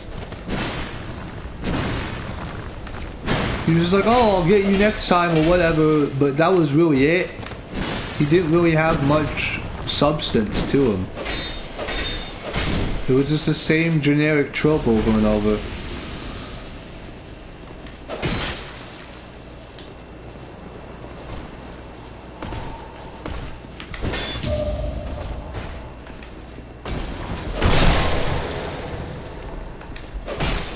And we can also talk about Al. We can also talk about Scarlet and Violet. Oh my god, this game. Scarlet and Violet, if you didn't know, released nearly 3 years ago, and the games ran like shit. Like, big surprise coming from literally the most profitable media industry ever. Why are your games running this badly? I'm sorry. Like, I'm not normally one to care about FPS or whatever, or graphics or whatever, but when it's so bad that it's distracting or hinders your game experience, that's when I draw the line with it, and it went far beyond that.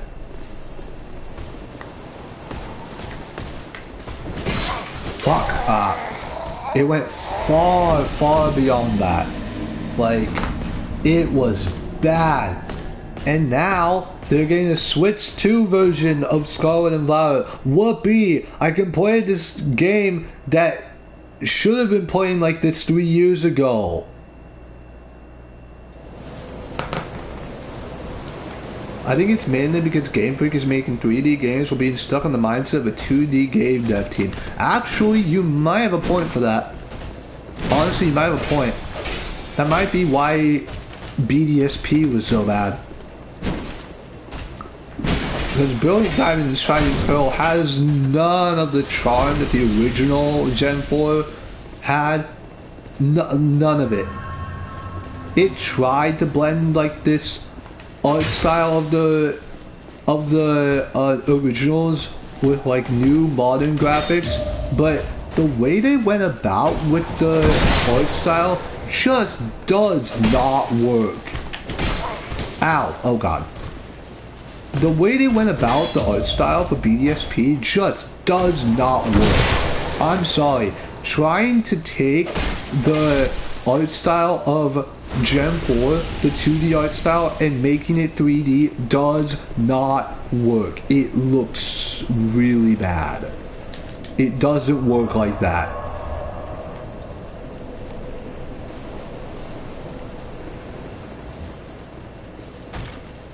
Add on to the fact that there's like nothing new in the game either.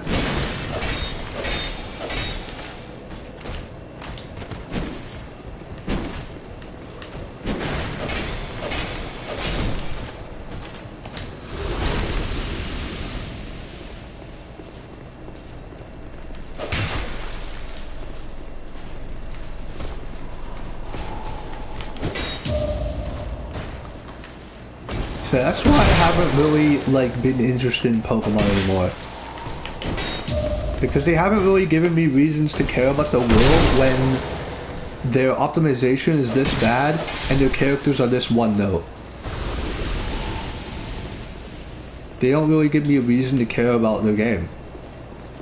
When the optimization is this bad, the characters are this one note, the game is this easy, and the new stuff they introduced each gen I just don't really care for. Like terrestrialization, for example.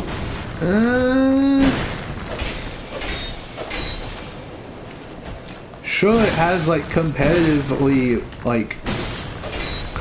viable mechanics, and it switches up the competitive scene, but in order to get me to care about your competitive scene, you need to get me to care about your casual scene, and I don't care about that, so I don't really care about your competitive scene either.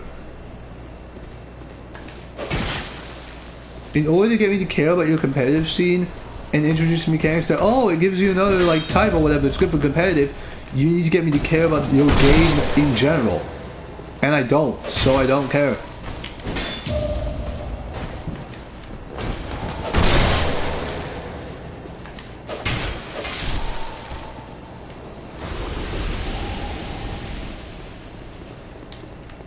The power creep since Gen 6? Explain the power creep you're talking about. I understand, like, you know, like Mega Rayquaza, that makes sense. I do kind of get it though, because some Pokemon, like, I think there was a Pokemon in Gen 9. Its name, I think, is like Goldango. And you get it by like finding all the coins and feeding it to Gimmighoul, and you get Goldango. And its ability literally makes it immune to all status effects just by sitting there.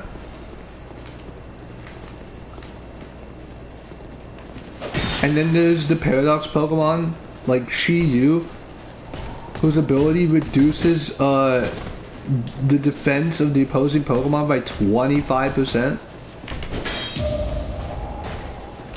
which is absolutely bonkers. Even before that, there was Dracovish with Strong Jaw plus Vicious Rend, who just murdered VGC.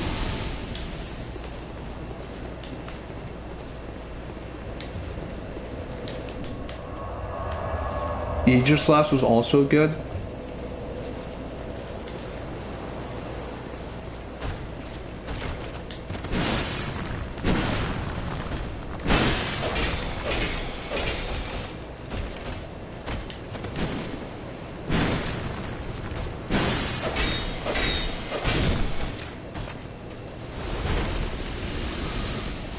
I mean, I understand it can't just be the same thing every time. You have to do something new. Or else why would people use the newer Pokemon if they're just straight up worse than the old ones? But yeah, sometimes they could get a bit too far with that implementation. I kinda get it, honestly.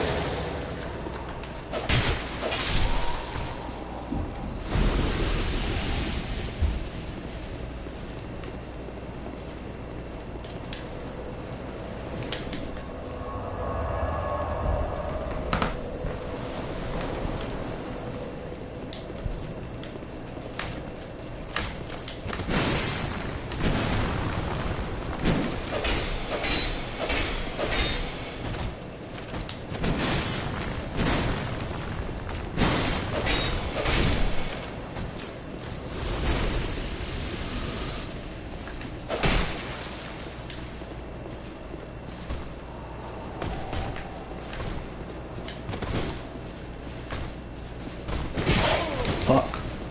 Oh my god.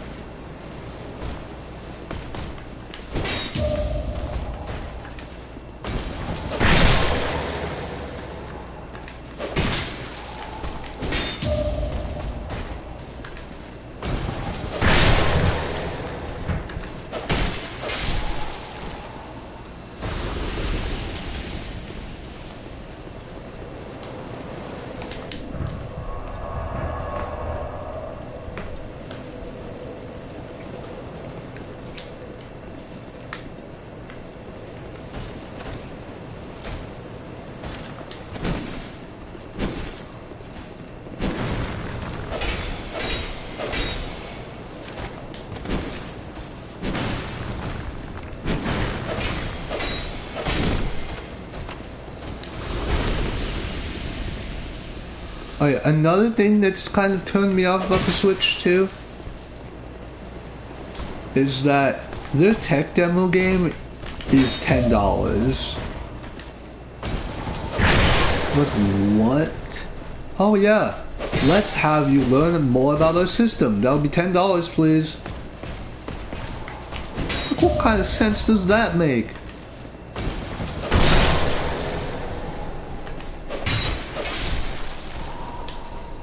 Why? I have no idea. If I knew why, I would tell you. Like, why is your tech demo $10? I know! That should be a pack-in. But no, it's $10. You get no games for the Switch 2. If you want to get a game, sorry, you gotta get a bundle that only has a limited supply, mind you.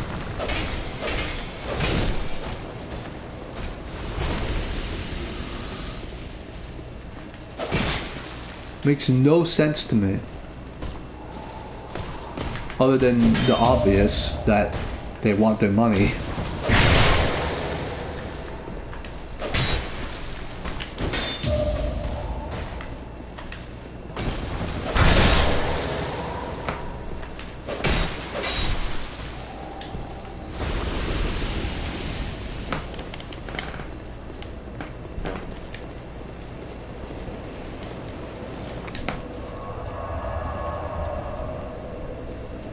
So yeah, I'm not really getting the Switch 2.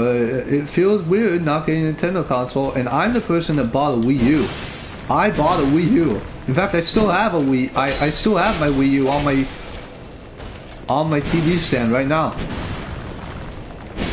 I still have my Wii U. It still works. From 10 years ago. Yeah, it's been 10 years since the Wii U.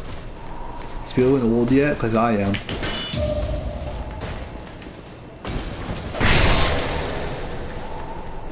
Wonderful 101. What is that? I haven't heard of that game series. But yeah, I got a Wii U, and Wii U at least has some good games. And I'm sure that it's a personal thing that the Switch 2 library just isn't for me. I'm sure there's a ton of people that are stoked about the Switch 2's launch library, but not me. I'm waiting for games that justify the purchase.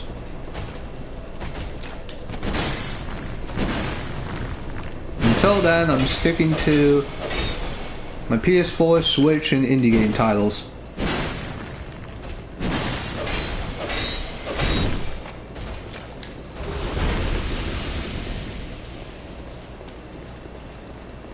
Oh, it's a platinum style game. Okay. Pikmin with action. The Pikmin are superheroes. Oh, I see.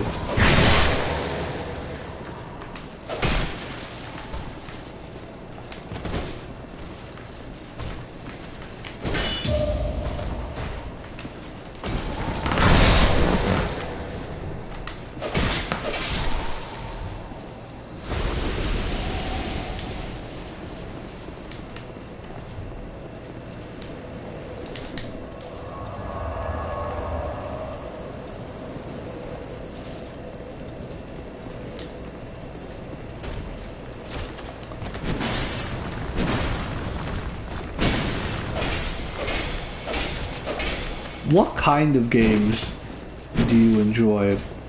Do you guys enjoy? I'm curious. What kind of gamers are you guys? Because I used to be like a platform like competitive gamer, but now I'm not really. I lack the energy for that. Now I'm more of a strategy RPG gamer. Or a strategy gamer in general, honestly.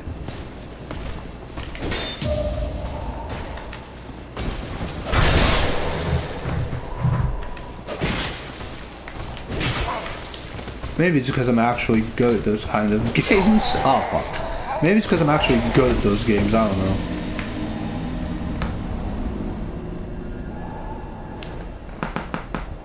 But I've been with Fire Emblem since like 2014 with Fire Awakening. I got Fire Awakening super late, but my first step into the franchise was Awakening.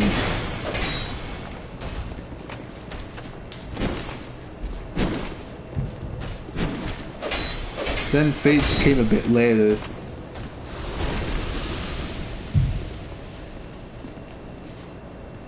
Souls like action bullet hell yeah. So basically like my complete opposite.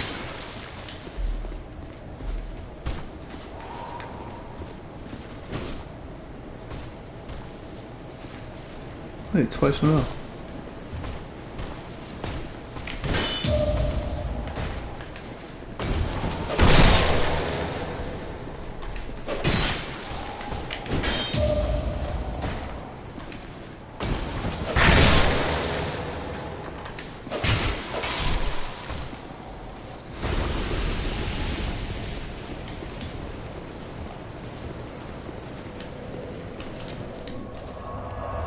I suck at boil Metroidvanias, but I do love to play them. I would suck at those kinds of games. I would suck at those.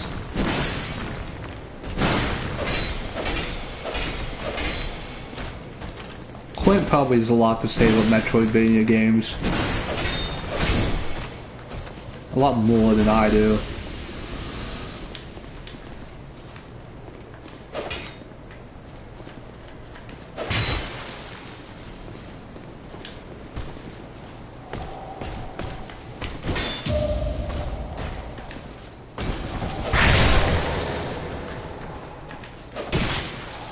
I was gonna destroy my brother left me his cartridge with Metroid Dread. Oh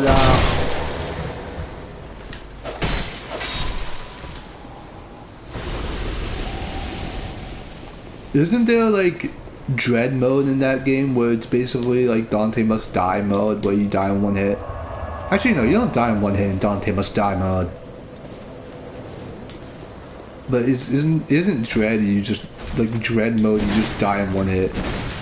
I think it has a difficulty like that. It got added an update or something.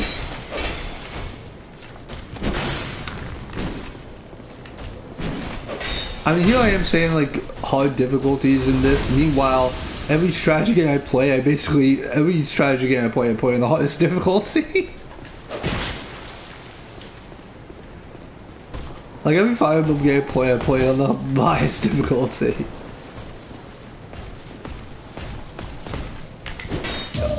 And the fact that you beat it all is an achievement, honestly.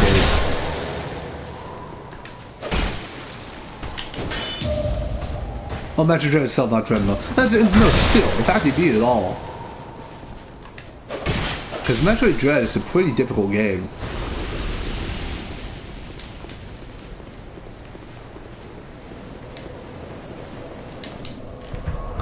But yeah, I like play every strategy game. I play it on the highest difficulty because I crave pain.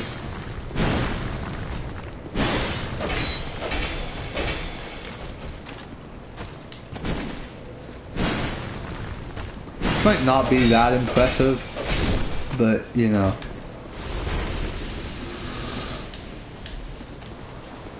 It's engaging for me. Like, even if the game says, like, not recommended for your first playthrough on their higher difficulties, I still play them on my first playthrough. Like, for the upcoming indie game,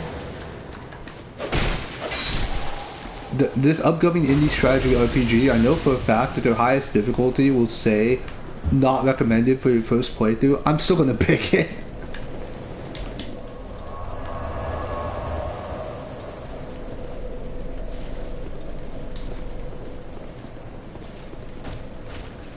A 7 or 8 out of 10. Music was lacking severely, some upgrades were questionable.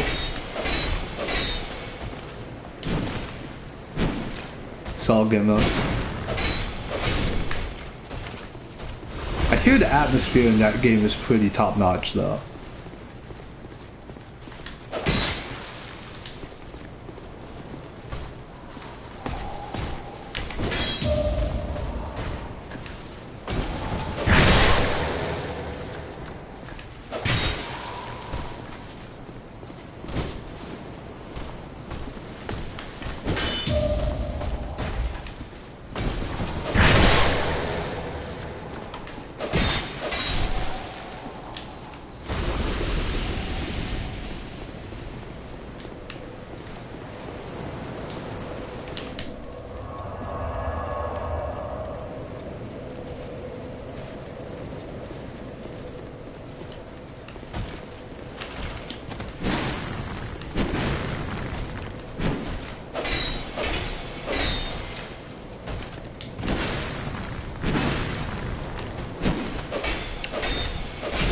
Alright, quick. We were talking about Metroidvanias and how Basil plays them a lot, and I'm like, you know a lot more about Metroidvanias than I do.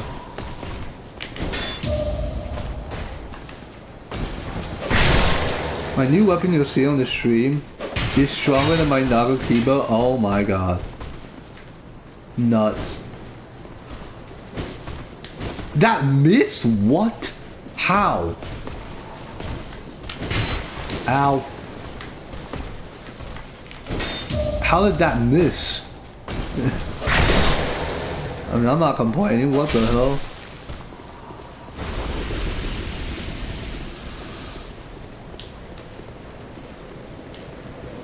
I need like 8,000 more runes to reach rune level 50. Also, I fell asleep. Oh, I feel that honestly. Also, 25 people are watching me grind the same enemies over and over. Thank you guys, but really, you should really be doing something better with your time.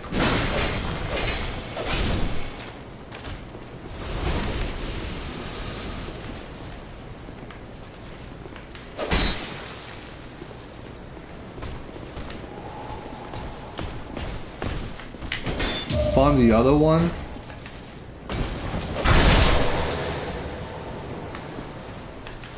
Well, this one's closest. It takes the least time.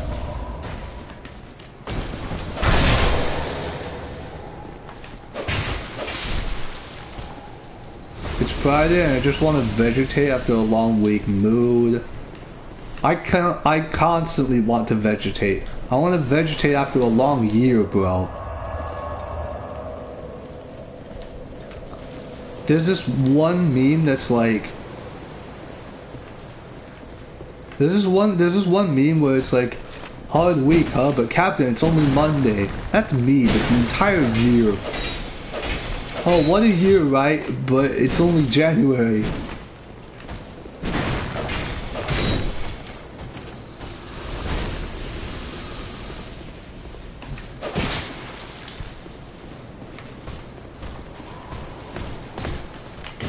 Like for a high-functioning ADHD-ridden,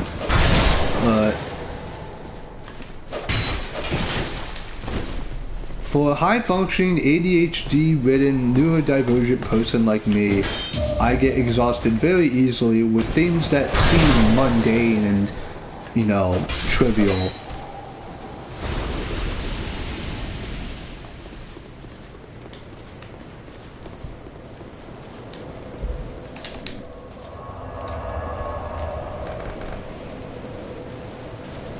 I could be playing the Lies of P DLC now that it released today. Oh, Lies of P. That's another, like, sort of Soulsborne game that I've heard of. Isn't it? Almost stupid. The fact that I've got nothing off of this Heide Knight after 50 attempts is kinda nuts. But it's the closest one, so it's what I'm doing.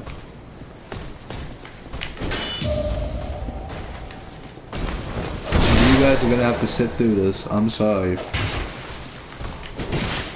Fuck me.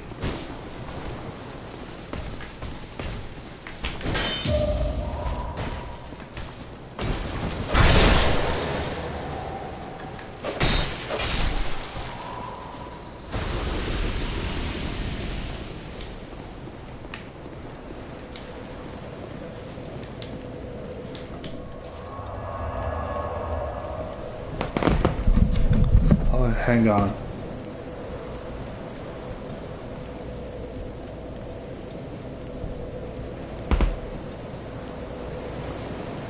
Hang on, let me just look at this. Oh my god, Billy.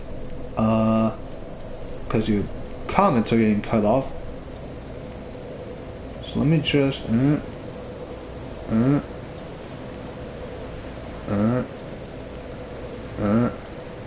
Can I get in the chat? No? Freaking whatever. It's a thin edge I can carefully step onto. Really?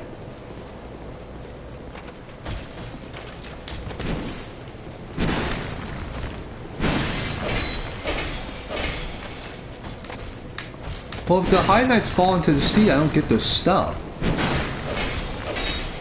Alright, that's the whole point.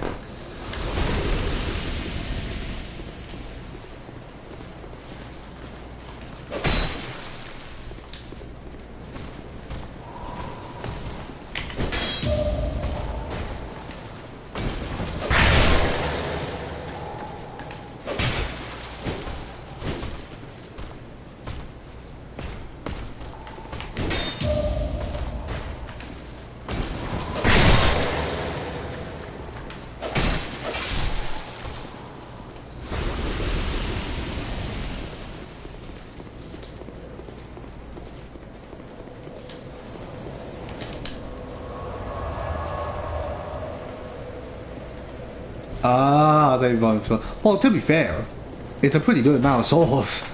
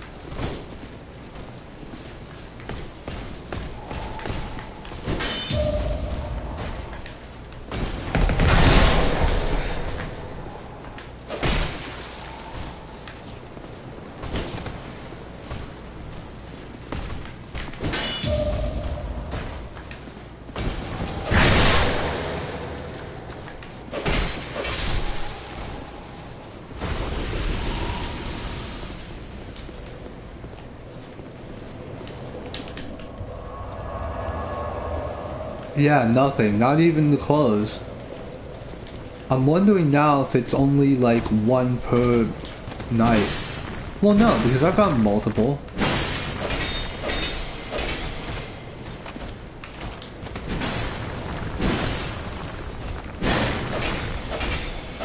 I mean, if it's like a 1% drop rate, then this makes sense, but like... still a bit unfortunate. 2%. Still not outside the realm of possibility, of course. Ow. I want a second High Knight sword to power stance 2 High Knight swords. Yes, it's a bit greedy, but... oh, I should have paired him right there. Oh god! There you go. It's a bit greedy, but... now's the best time, because if I do the boss, then every High Knight aggroes and it'd be a lot harder. So I'm doing it now.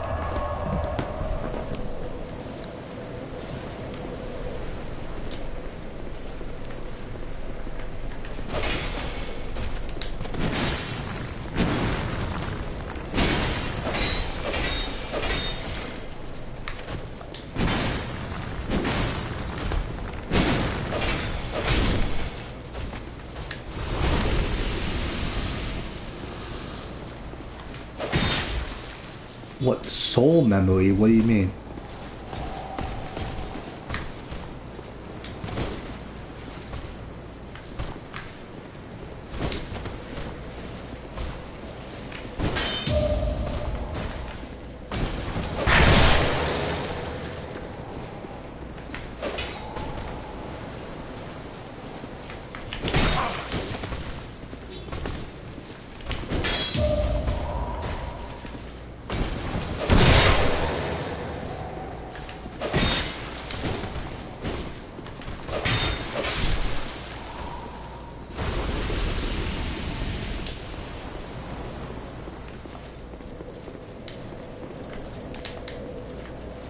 You're about to have fun! Oh, I bet.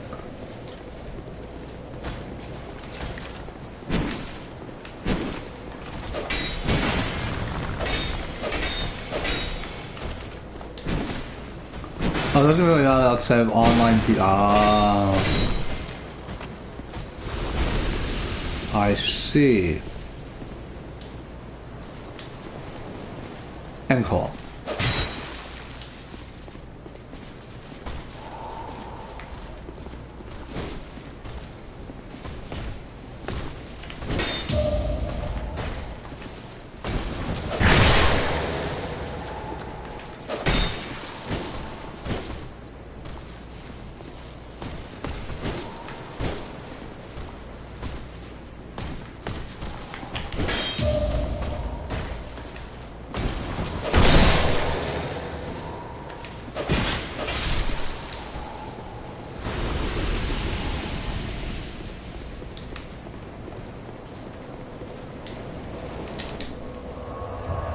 Problem is, if I go to another Heide Night, then I'd have to fight through more giants to reach said Heide Night, and it would take longer.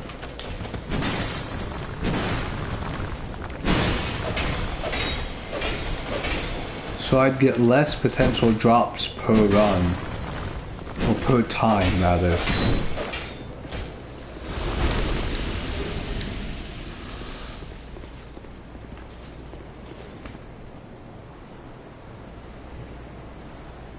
There's a Heide Night at the entrance. Is it a sword, though?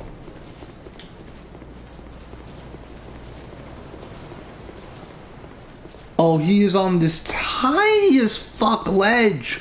Wow. That is a tiny ledge, bro. Well, maybe I'll try to fight him, too. I did not know there was another one. Okay, yeah, maybe we'll fight him as well. I mean, hey, at the very least, it's 1,600 souls per run. Instead of only 1,000. I mean, hey, I'll take it.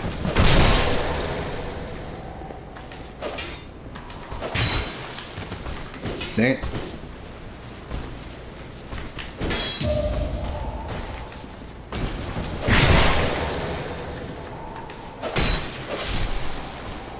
Yeah, I didn't know there was another guy. Yeah, maybe we'll farm him too.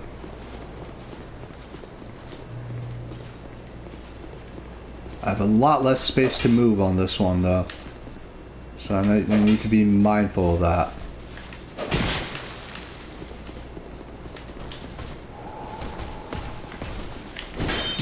We're also on an incline.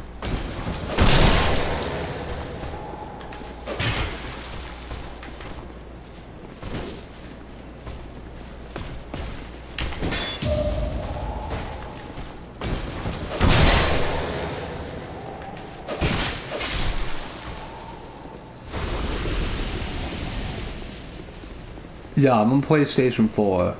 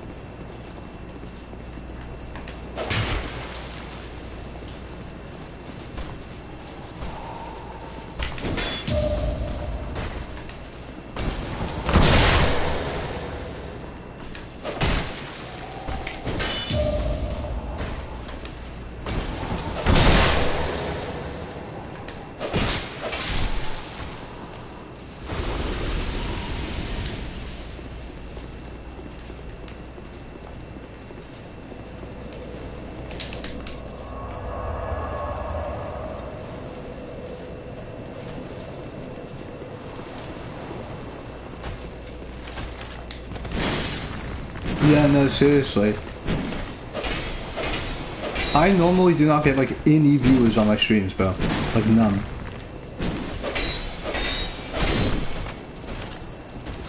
A lot of streamers get more views if they play Dark Souls 2. Huh, Dark Souls 2 just works like that, huh?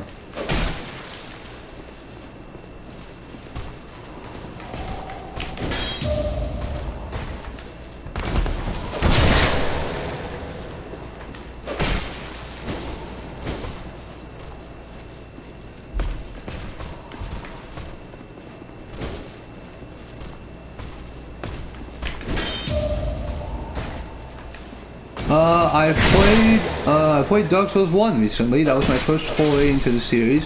Go check out all the streams. Because I played all of Dark Souls 1 just recently. Check out all the streams if you're interested.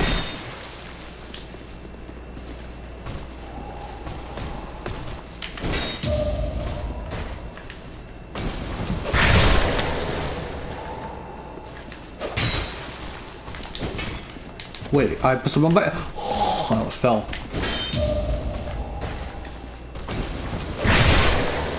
Dark Souls 1 is fun, not my favorite though. Understandable.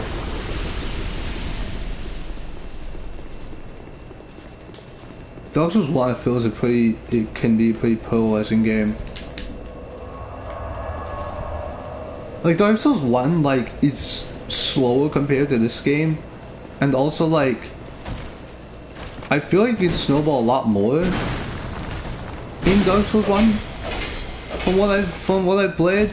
Like Dark Souls 1, when you get like I got like a +5 washing pole before I fought the gargoyles and they got fucking destroyed. Like the game did not expect you to have a +5 weapon at that point in the game, and by the time you get like a boss weapon or like a highly upgraded weapon, the bosses kind of just melt. Most of them.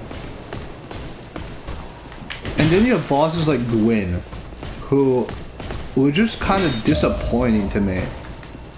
Like Gwyn, I said it in the stream, but I'll say it here too. Gwyn is a test of one mechanical skill at the final boss, where you should be testing everything you've learned in the game.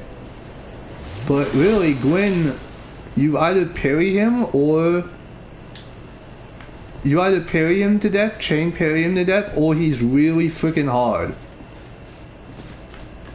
Like, he is ridiculously hard. He is so aggressive and does so much damage and has a lot of range.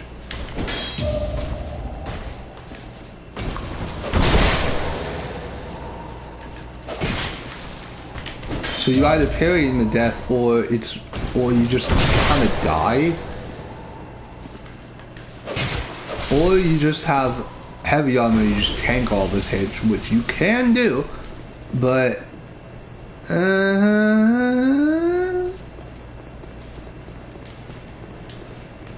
you could do that, but like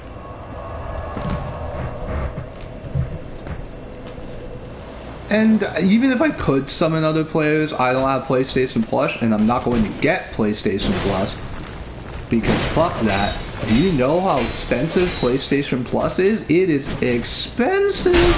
Ow. It is an expensive ass subscription service. It really is.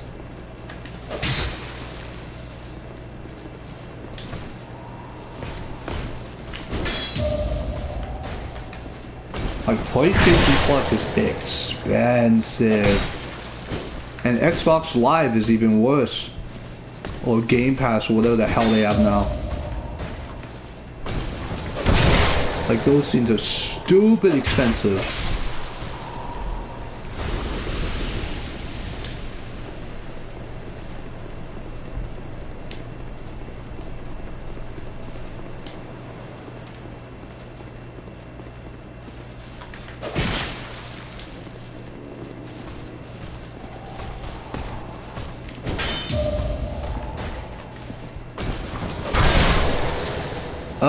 I haven't had item drops this entire stream.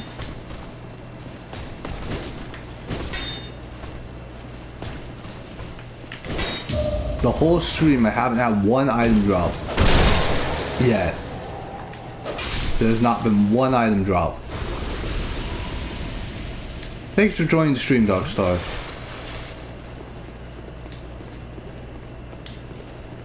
Yeah, there's not been one item drop the whole stream. Nope. I would remember. There has not been one item drop.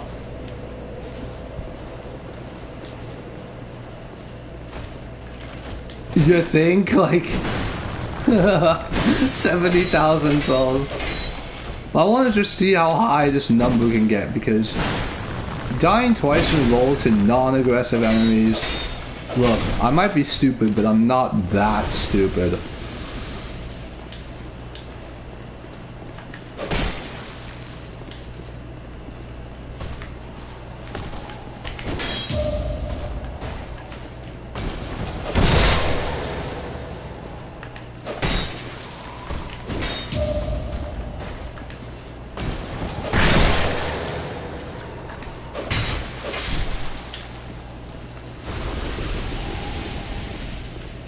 Six and a half hours later.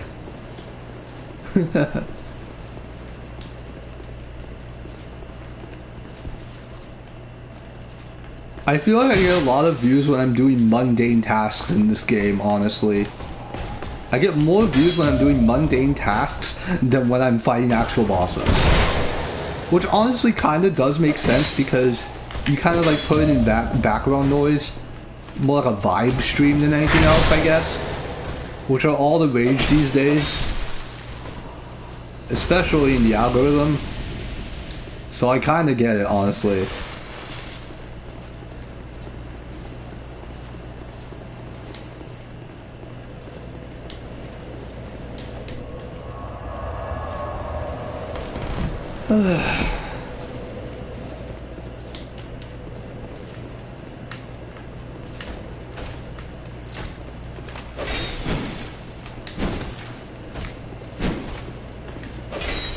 Yeah, just kind of vibe, right?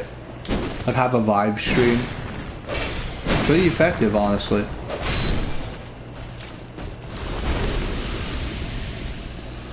Podcasting, yeah. I should do a podcast.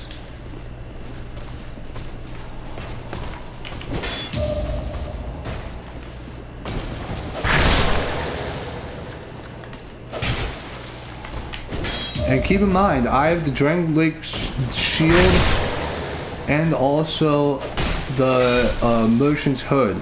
Two items that both increase item discovery rate. 12 soft shell tacos, bell tacos might have been bad. 12 of them, jeez! How hungry were you, bro? In one sitting, dude?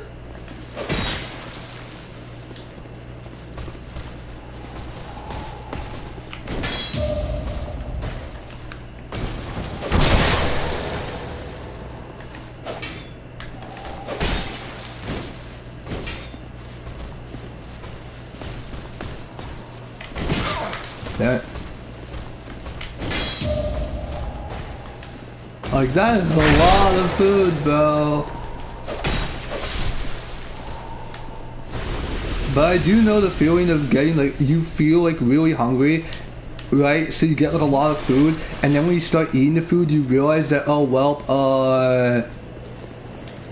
I'm actually not that hungry. Now you have, like, a ton of food that you don't know what to do with. I get that, man. I get that a lot. That's happened a lot.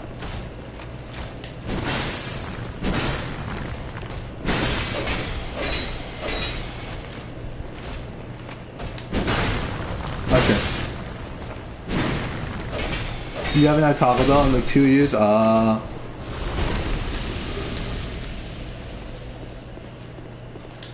not really a fan of Taco Bell, honestly.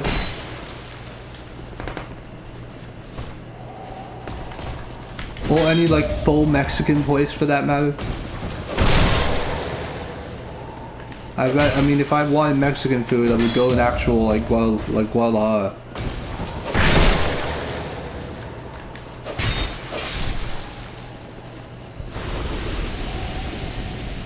They have much better food, much better portions, for honestly not that much more expensive in this economy. Just my opinion, at least. But they do have... Taco Bell does have one thing that's really good. Well, okay, one thing that's really good. The desserts. Actually really good. Like, their cinnamon twists and, like, Cinnabon Delights or whatever are really, really good. If I could get them, like, individually and they weren't, like, so damn expensive, I would. Because they're really good.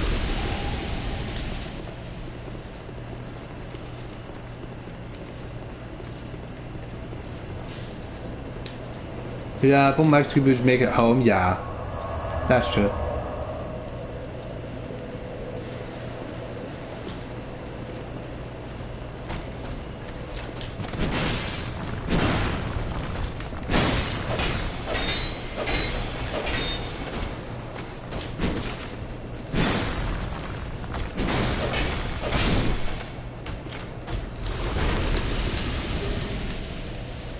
Well, I should get 99 cracked blue eye orbs before I get anything from these guys.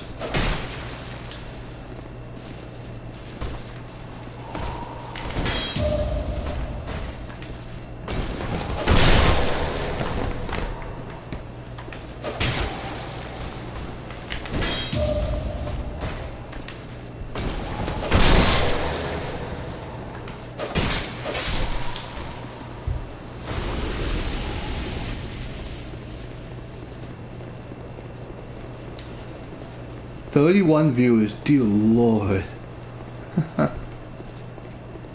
That's crazy.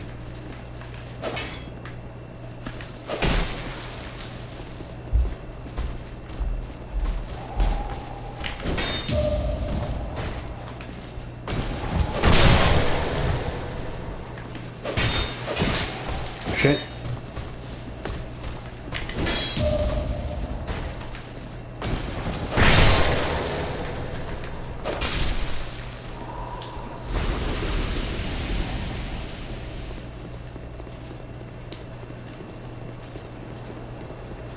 "31 viewers watching me fight the same 3 enemies over and over.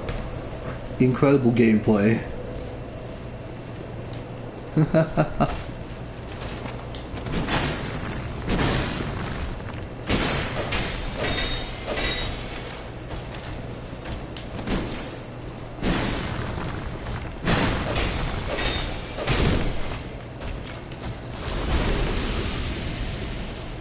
They want to see you at the item drop? Maybe.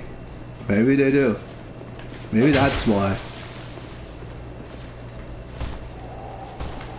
Extra, extra, read all about it.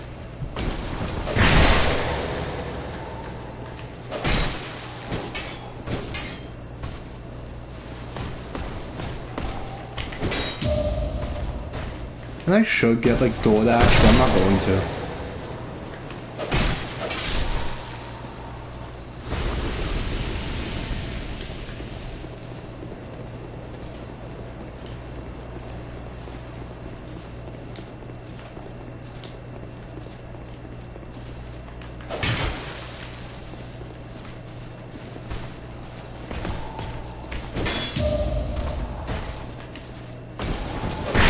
"8:48, stuff even still open?" Yeah. Yeah. Ow.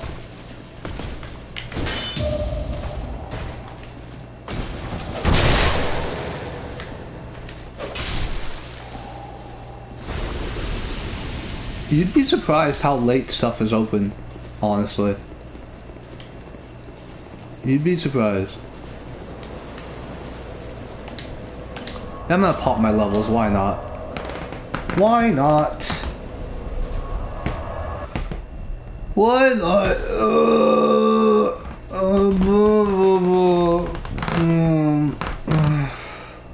I'm a parry king at these specific enemies.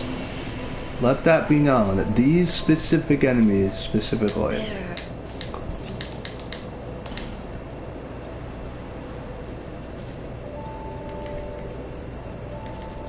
Let's do that, and then...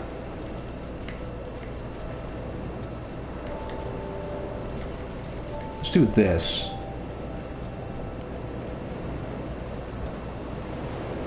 I feel like this is good.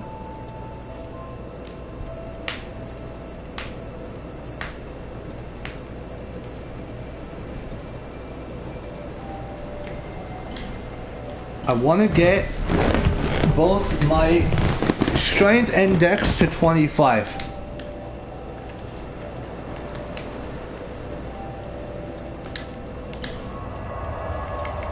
That is the goal.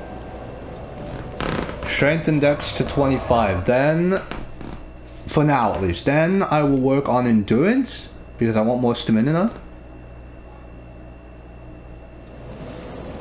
More stamina.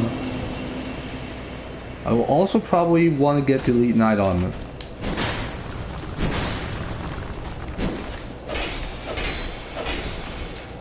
Oh, the rusted coin, you're right. No, you're right. I completely forgot about that. Yeah, nah, yeah, that's smart. I forgot about the rusted coin. There's only 2 of them though. How long does it last for? 5 minutes? I mean, this is really all I'm gonna be using it for. Like, for real. And it doesn't really, like... This is really all I'm gonna be using it for. So I don't really care.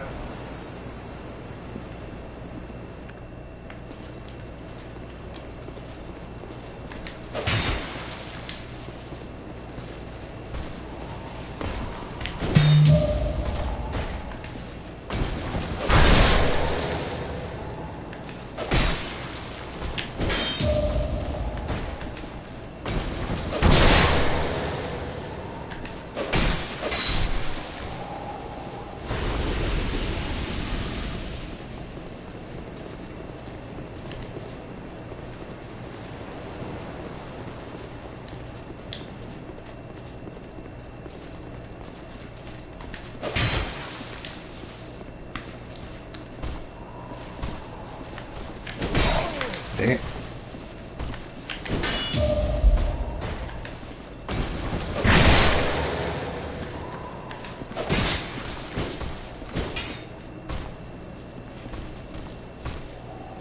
What are you doing? I don't know what kind of pathing that was. What was that? What kind of pathing was that?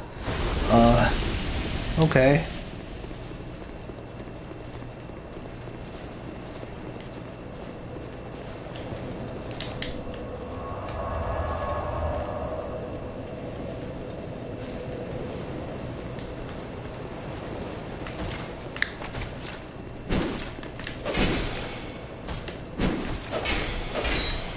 Like, I might get, like, fucking, just KFC DoorDash or something. Because I need to time out my food supply, because otherwise I'm, like, wasting food when I move.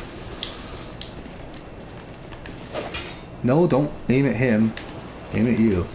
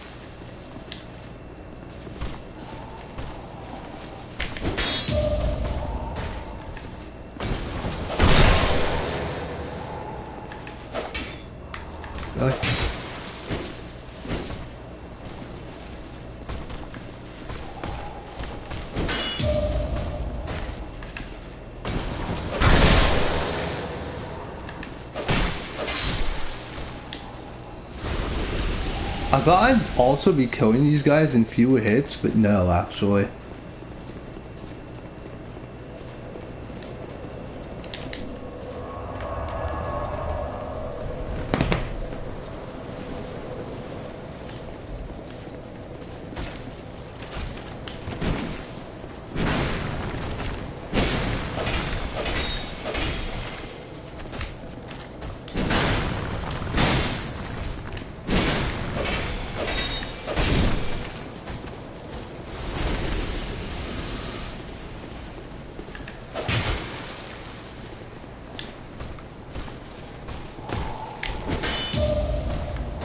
I could. But then they'd be walking around, it'd be a lot harder. Ow.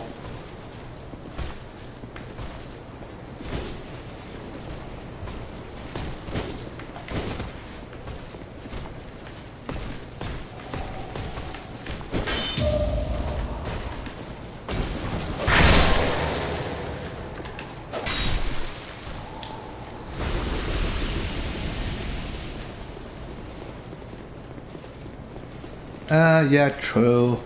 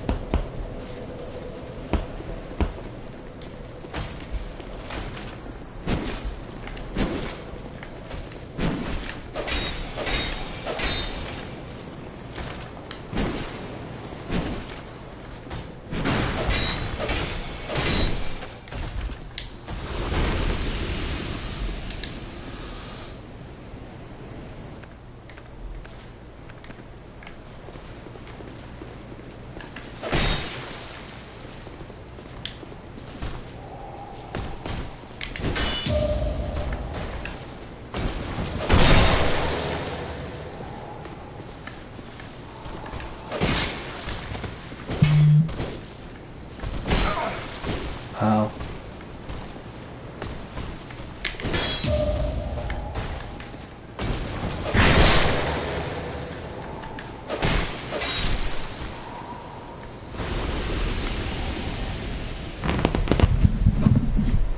Oh, my Discord, what?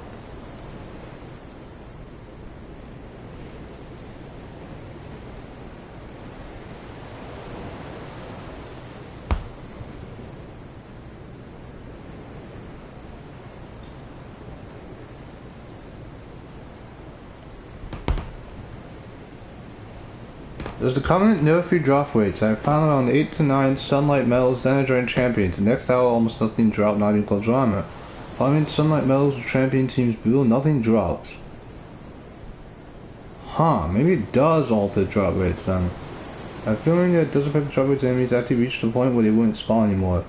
So if I drop random pieces until kill damage 15 times.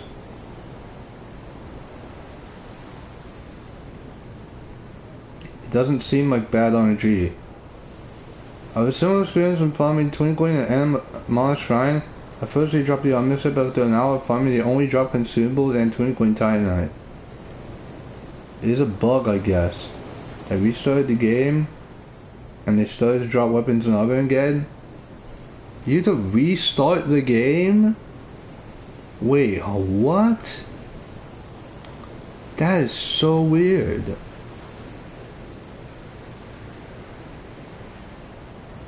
Wow, really?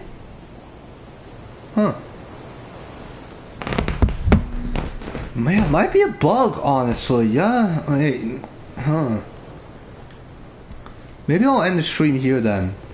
Because I'm not gonna, restart, like, the, game. And it's been going on long enough anyway. So, I might just do it off stream and... Oh my god.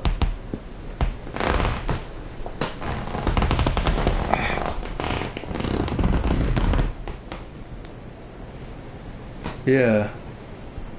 Well, thank you all for watching it anyway, because I was under the impression I was just getting stupid unlucky.